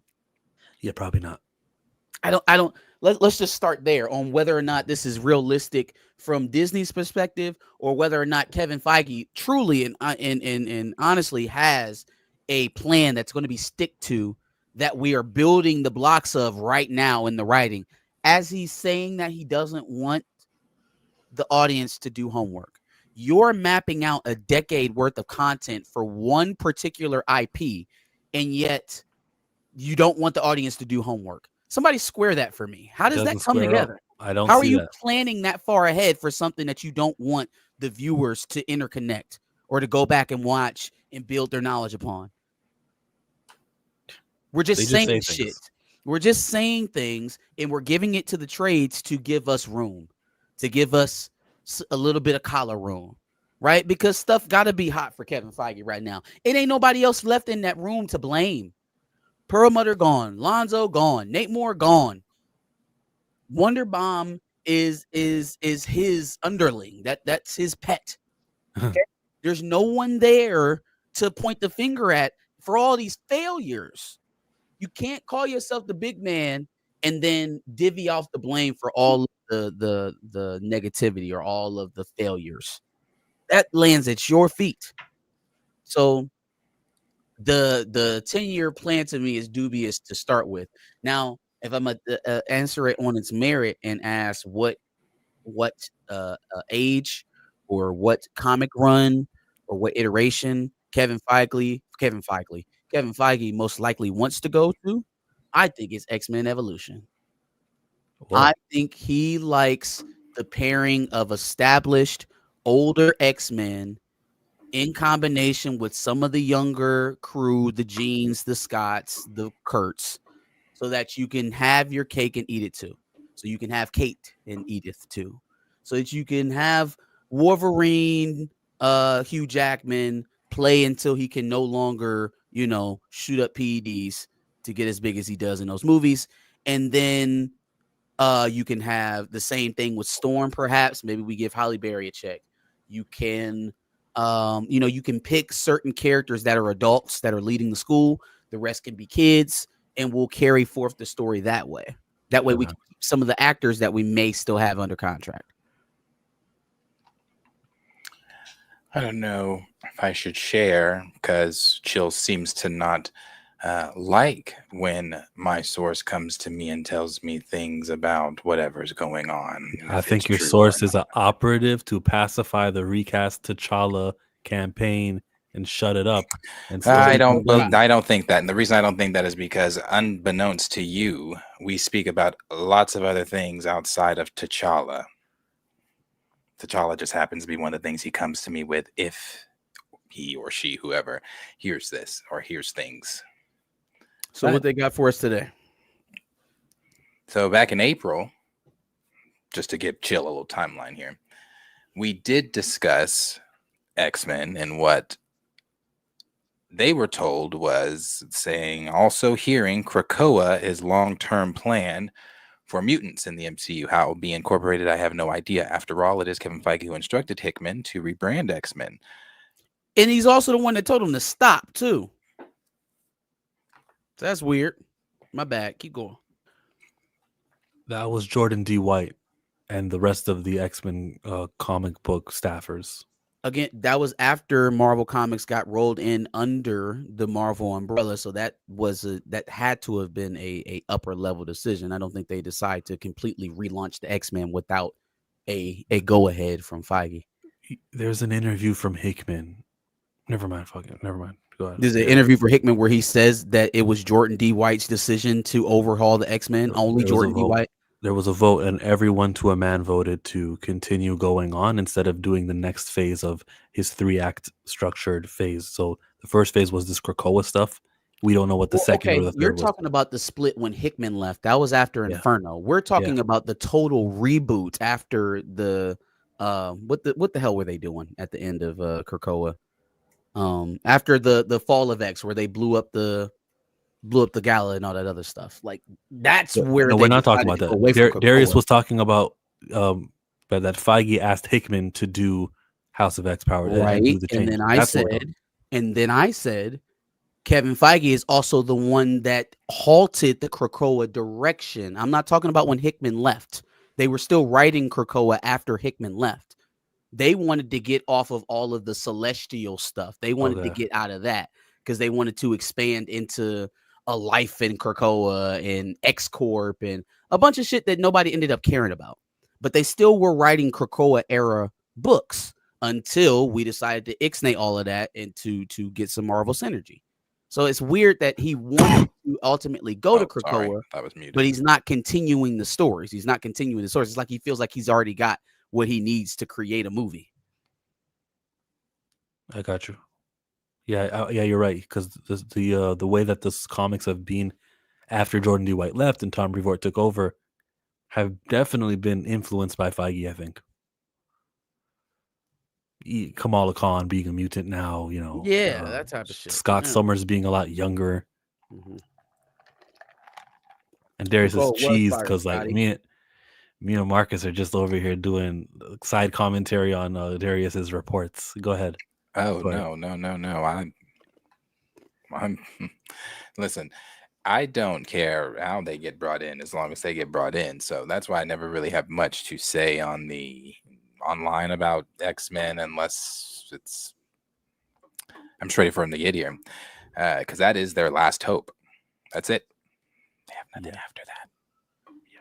So they better damn well hope this ain't a damn monkeys typing situation for them.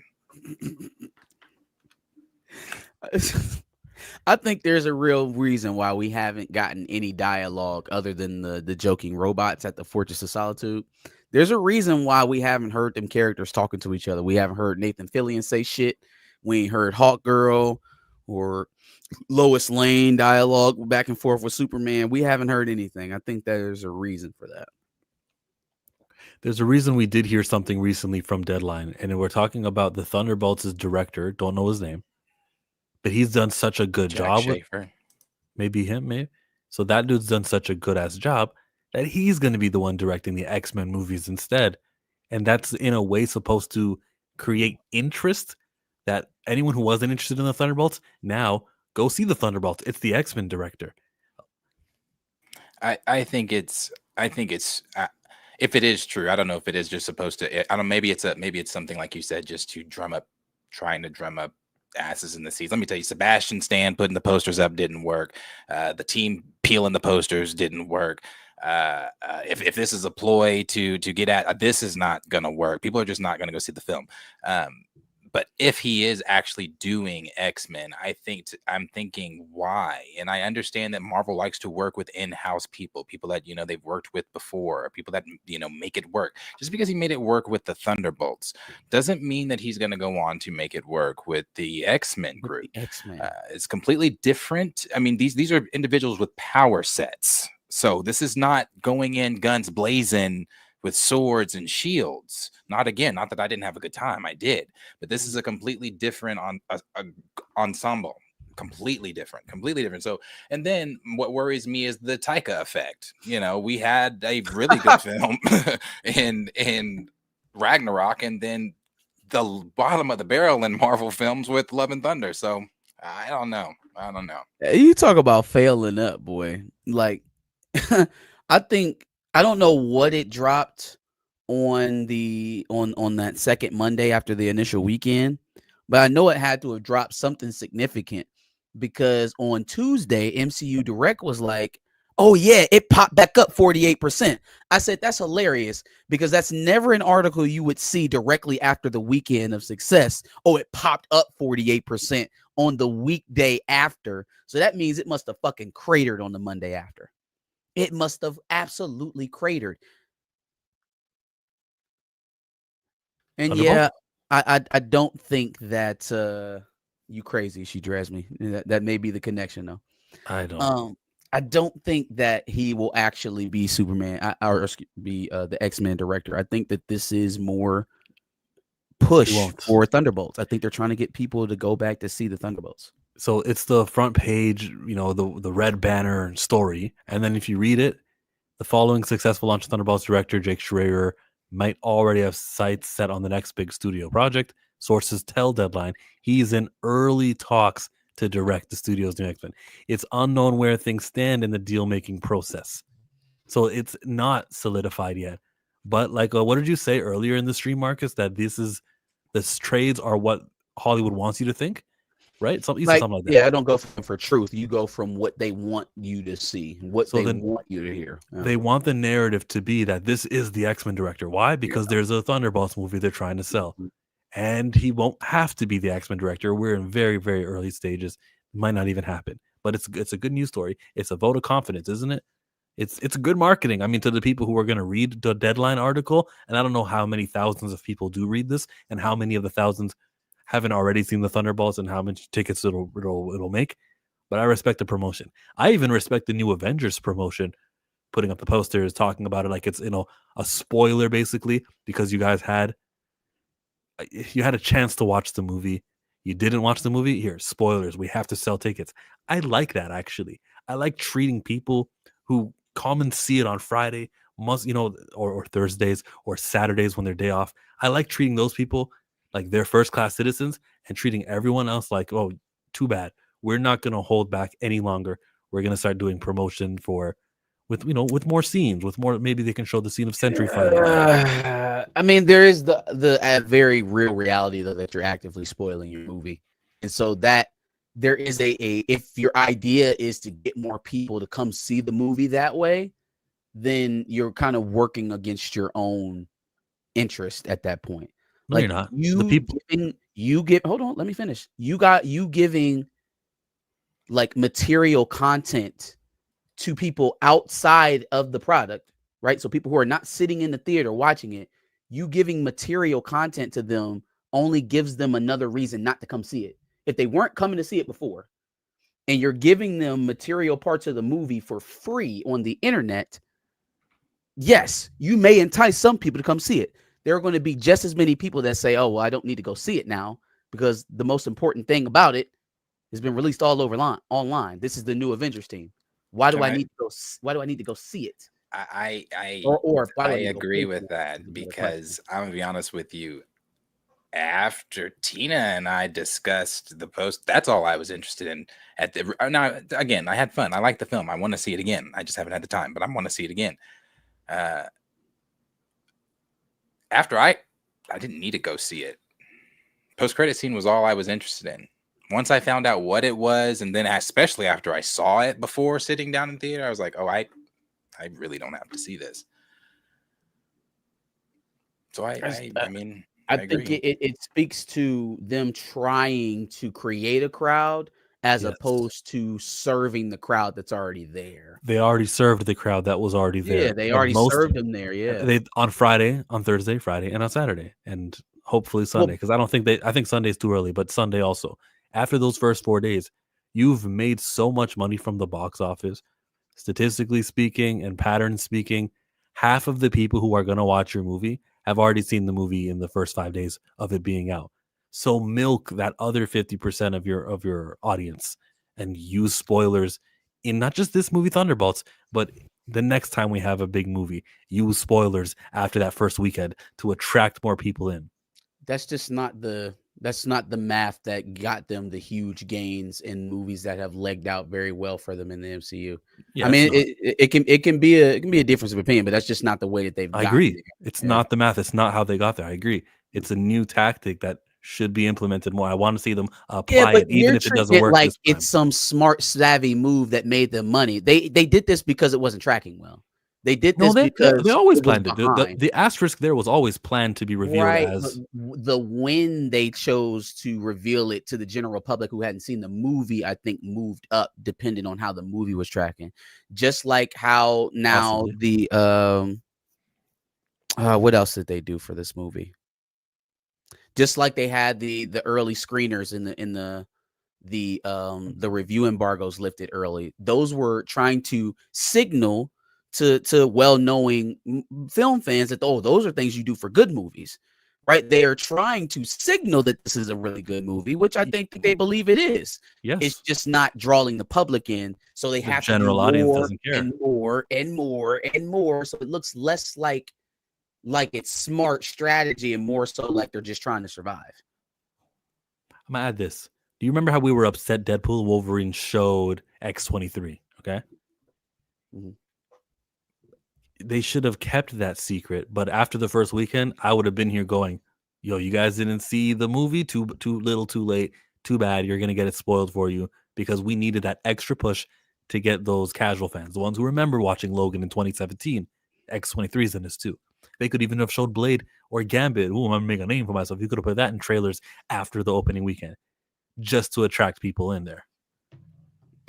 Deadpool dancing to NSYNC, I would have made that of a TikTok on your Marvel account, and I would have revealed that whole cut in high definition. Use spoiler marketing.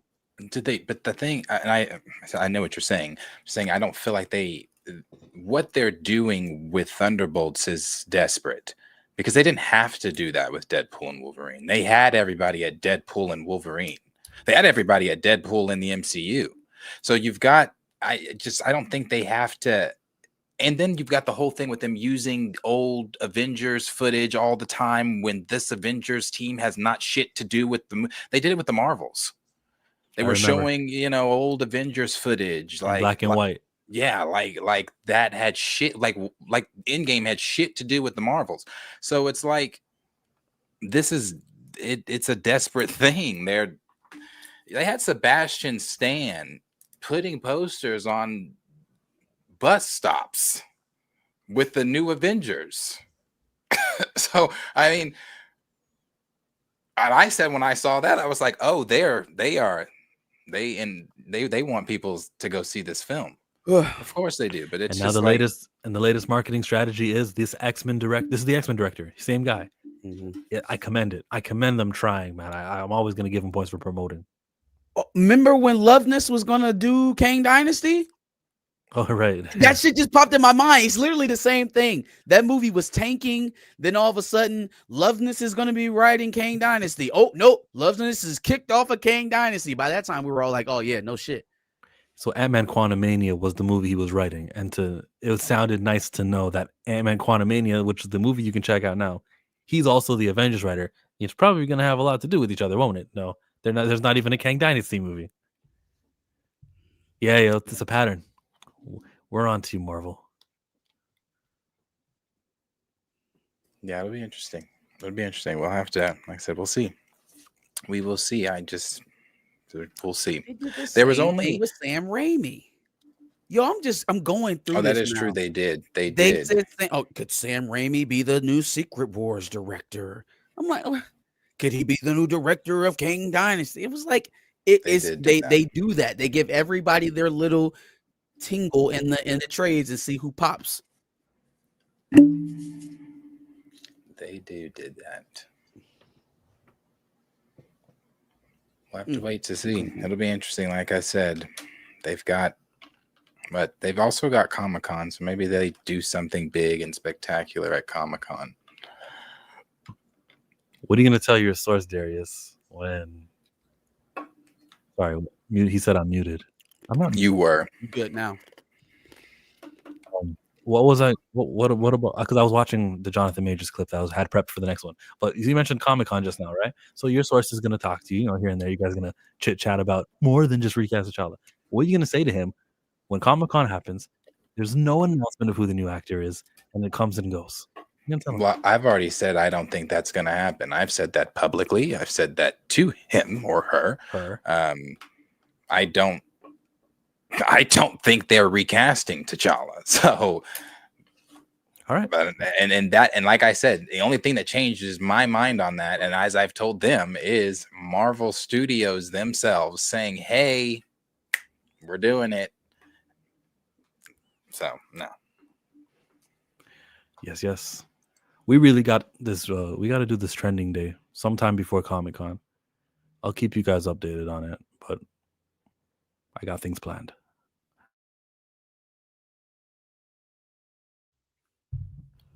Let's go. What's next? A bit about it.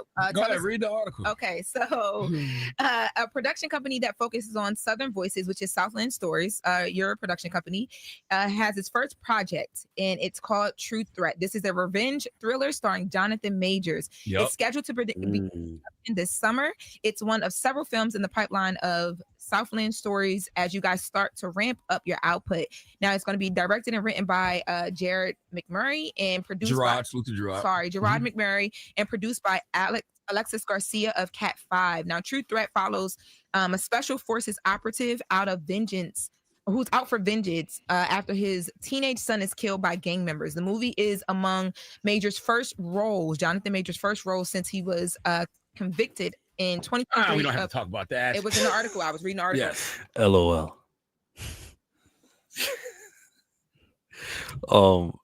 True Threat.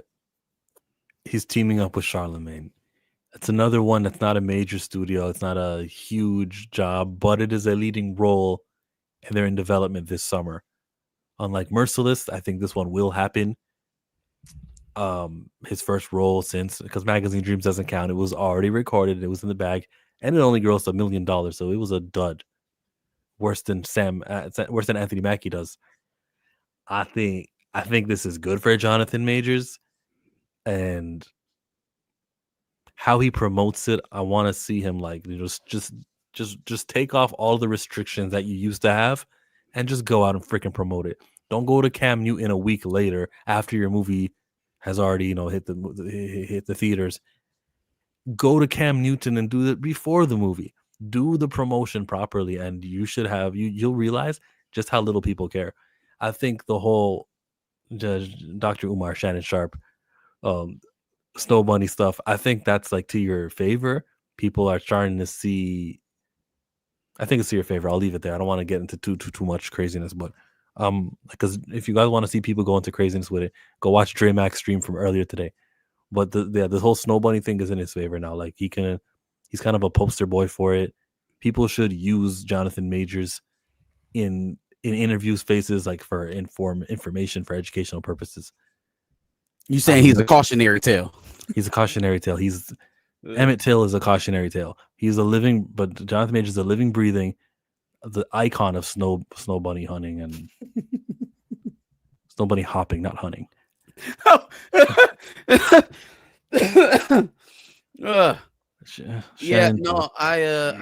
look forward to his next at bat, and I do think that this will do a little bit better than Magazine Dreams just because of the proposed premise. I think there was a lot that you were asking viewers to kind of get through, in a general sense, not even just that it was Jonathan Majors. When you talk about coming out and spending money on movie tickets nowadays, that is one that screams watch me on digital. And so having this turn into an action flick with a Black Southern aesthetic should draw in, a lot of the Black moviegoer crowd, I think.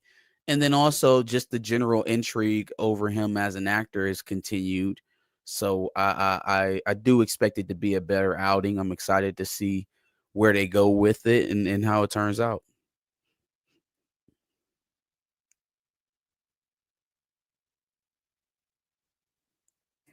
The plot has a special forces operative. Mm-hmm. It's not the best military, right? Yeah, I was about to say pro veteran. I think they'll tune into it. It's different. It's Charlemagne. He's the guy behind this. Southland. I never heard of those guys before in my life. But if Charlemagne is behind it and he's using his money to fund it and to dip his toe into the Hollywood space, he is a great promoter. Like, he's got 6 million viewers every week on Every Day on Breakfast Club. I think if he keeps bringing it up, I think 6 million people might just buy a movie ticket to support this movie, as well as the other traditional avenues of promoting. This is probably like the best thing that he could get. I mean, outside of a studio job, this is it. So hey, shout out to Charlemagne. Shout out to the Zeus Network. Shout out to Briarcliff. Yeah, for people who are not afraid. Yeah, for being bold.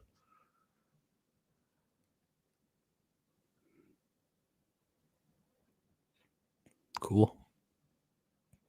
Is that a stream? That's No, we didn't do Star Wars. What the hell is there to talk about with Star Wars? On May the 4th. I haven't seen that. No, you didn't see it? Have not yet.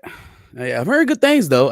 My son mentioned it. That's how I knew it was good. He brought it up, and he doesn't really watch too much Star Wars content. So I was like, it must be making the rounds. Yeah, it was good. It was good. I'll say, because I didn't get to say last week, but there's hope. And the reason I say there's hope is I'm still, unlike the Jedi, I am cautiously optimistic of Kathleen Kennedy and what they are doing currently. I don't know if I should just, gush and fall in love with, the marketing of Hayden and bringing Hayden out and using Hayden as much as they're using it. That's Kathleen?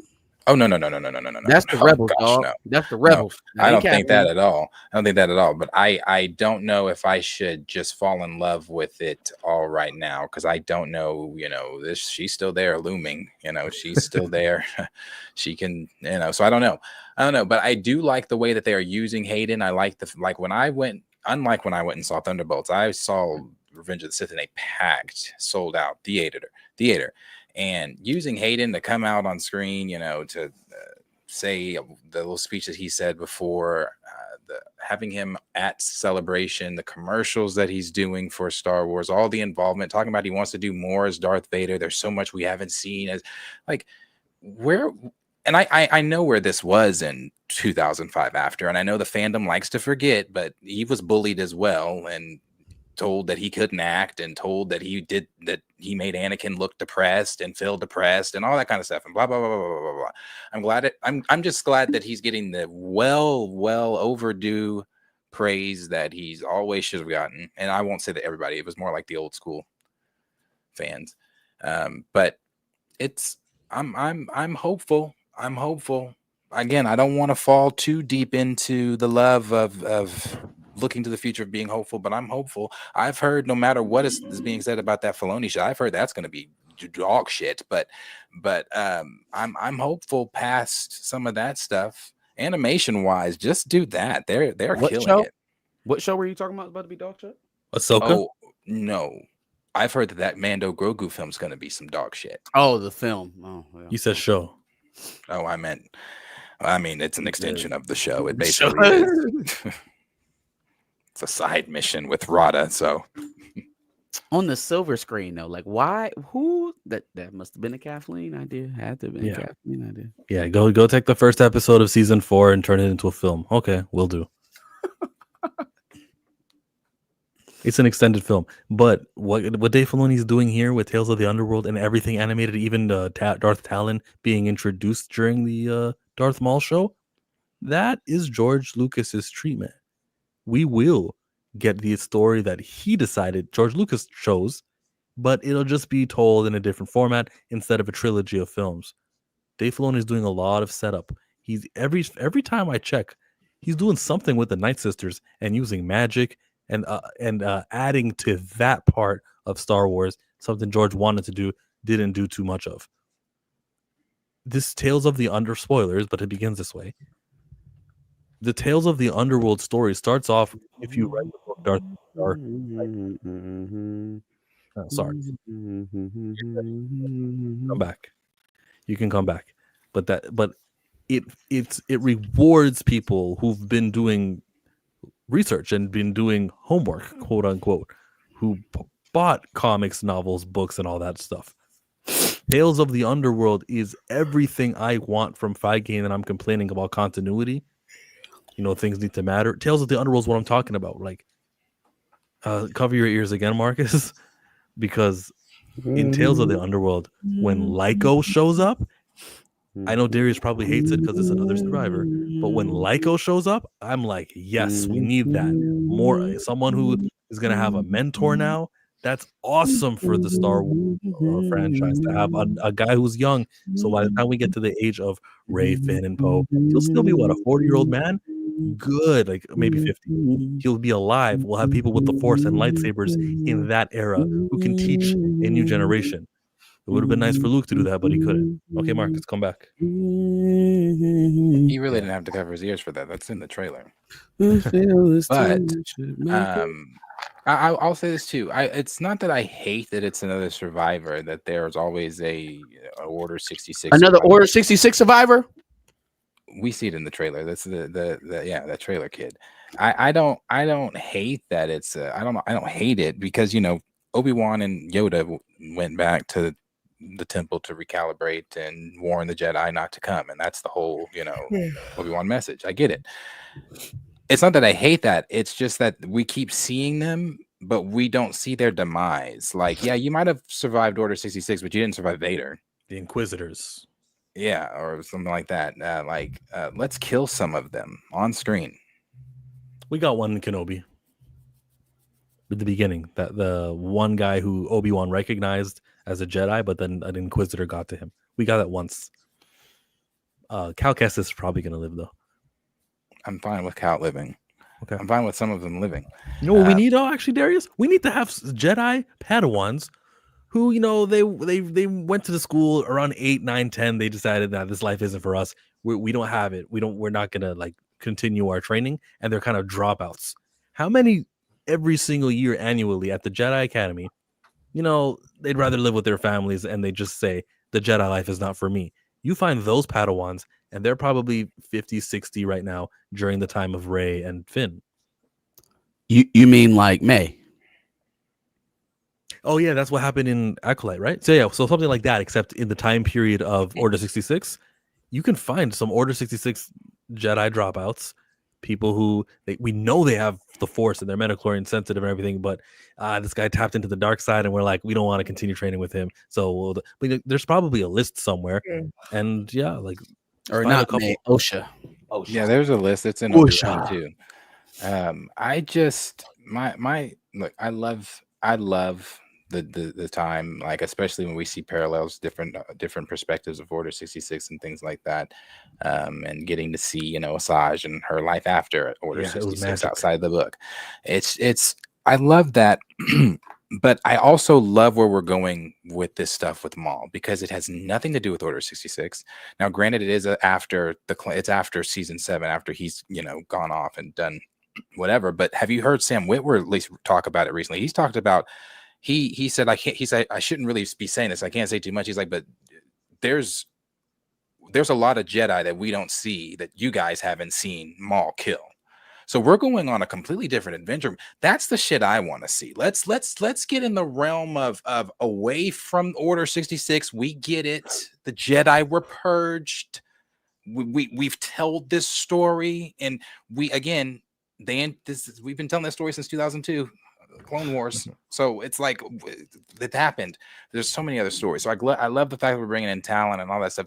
I was expecting them to drop that trailer on the 4th, but they said, "Here's Tales now. Shut up and may the Force be with you." Hey, I shut it up. The Force was with me. I love that show. I love the parts with Asajj Ventress more than I liked the parts with Darth, or what is his name, Cad Bane. No, I liked them. I liked them both. I did like Asajj more than Cad, but I liked them both. What is Order 66? Can't get into that tonight, but that is crazy question for this stream. That's loaded question. But I enjoyed it. I think there's hope for the future of Star Wars. I know Kathleen's looming, so I'm not falling too in love with that hope, but it looks like it's there. So they're doing a good job. And if the rumors are true, you're getting that in Starfighter, the whole Jedi that wants to live a life that apparently he has a wife and his nephew. So that sounds like a Kathleen project. At least they get a full family. Let's look at Michael Nemo's Super. Get money, don't make no money. If I ever go broke, I'ma take your money. I ain't never drop a dime. I saw it reported recently that for the first time ever recently, the character of Luke Skywalker appeared walking around Galaxy's Edge. They got a human actor to play a original trilogy character, and it's the first time ever now? Shouldn't this have happened in 2019 or 2020? Or when parks opened back up after the lockdowns? Why is now the time when a Luke Skywalker can be on Galaxy's Edge? I have no clue. My mind. I think it has something to do with the slight change in marketing that you've seen from Lucasfilm over the last 4 or 5 months, right? Like we've seen Hayden Christensen. We had Luke at Galaxy's Edge. I think that was something we mentioned in Behind the Cape a couple weeks ago. You've also gotten a lot of talk of Bryce Dallas Howard now actively having conversations with Dave Filoni about Mace Windu projects. This is not the Force is female. There's communications coming out of Lucasfilm that are telling you that they are fighting for something real in there and not just letting it all fall to Rey. So you also had Ian McDermott recently come out in an interview and say that he and them were, and I don't know if they still are, I think they were, I think it may be off the table, I don't know, working on a Plagueis story involving Palpatine and how all that played out. That's the shit that people want to see. That's what people want to see. When you're doing shit like Skeleton Crew and Acolyte and whatever, you're going to continue to get the results you're getting. But when you're doing like Tales of the Jedi and stuff like that, I didn't see it like trending or anything like that. But I had a good time with it. That's the Star Wars stuff I would like to see. So the stuff I would like to see is the Spoiler Kings, and they are live right now on their channel. You guys can go check them out and support them. Brian did his thing here reporting with the Static Shock news. So let's go ahead and give him viewership. Superhero Static Shock. Whoop, whoop. The link is in the chat already. Check him out. I'm Chill. Chillmonger out. Marcus back at the bus. Follow me. Come see us on Sundays for the live show. Aquarius. You can find us on Monday. We should be back live. Got everything fixed. Josh. Hey, I've been watching y'all every single time on Thursday and Friday because I swear to God, y'all switch up every now and then. But rock out. I'm fucking with it. I'm out. Thank you, Josh. Appreciate it. I know.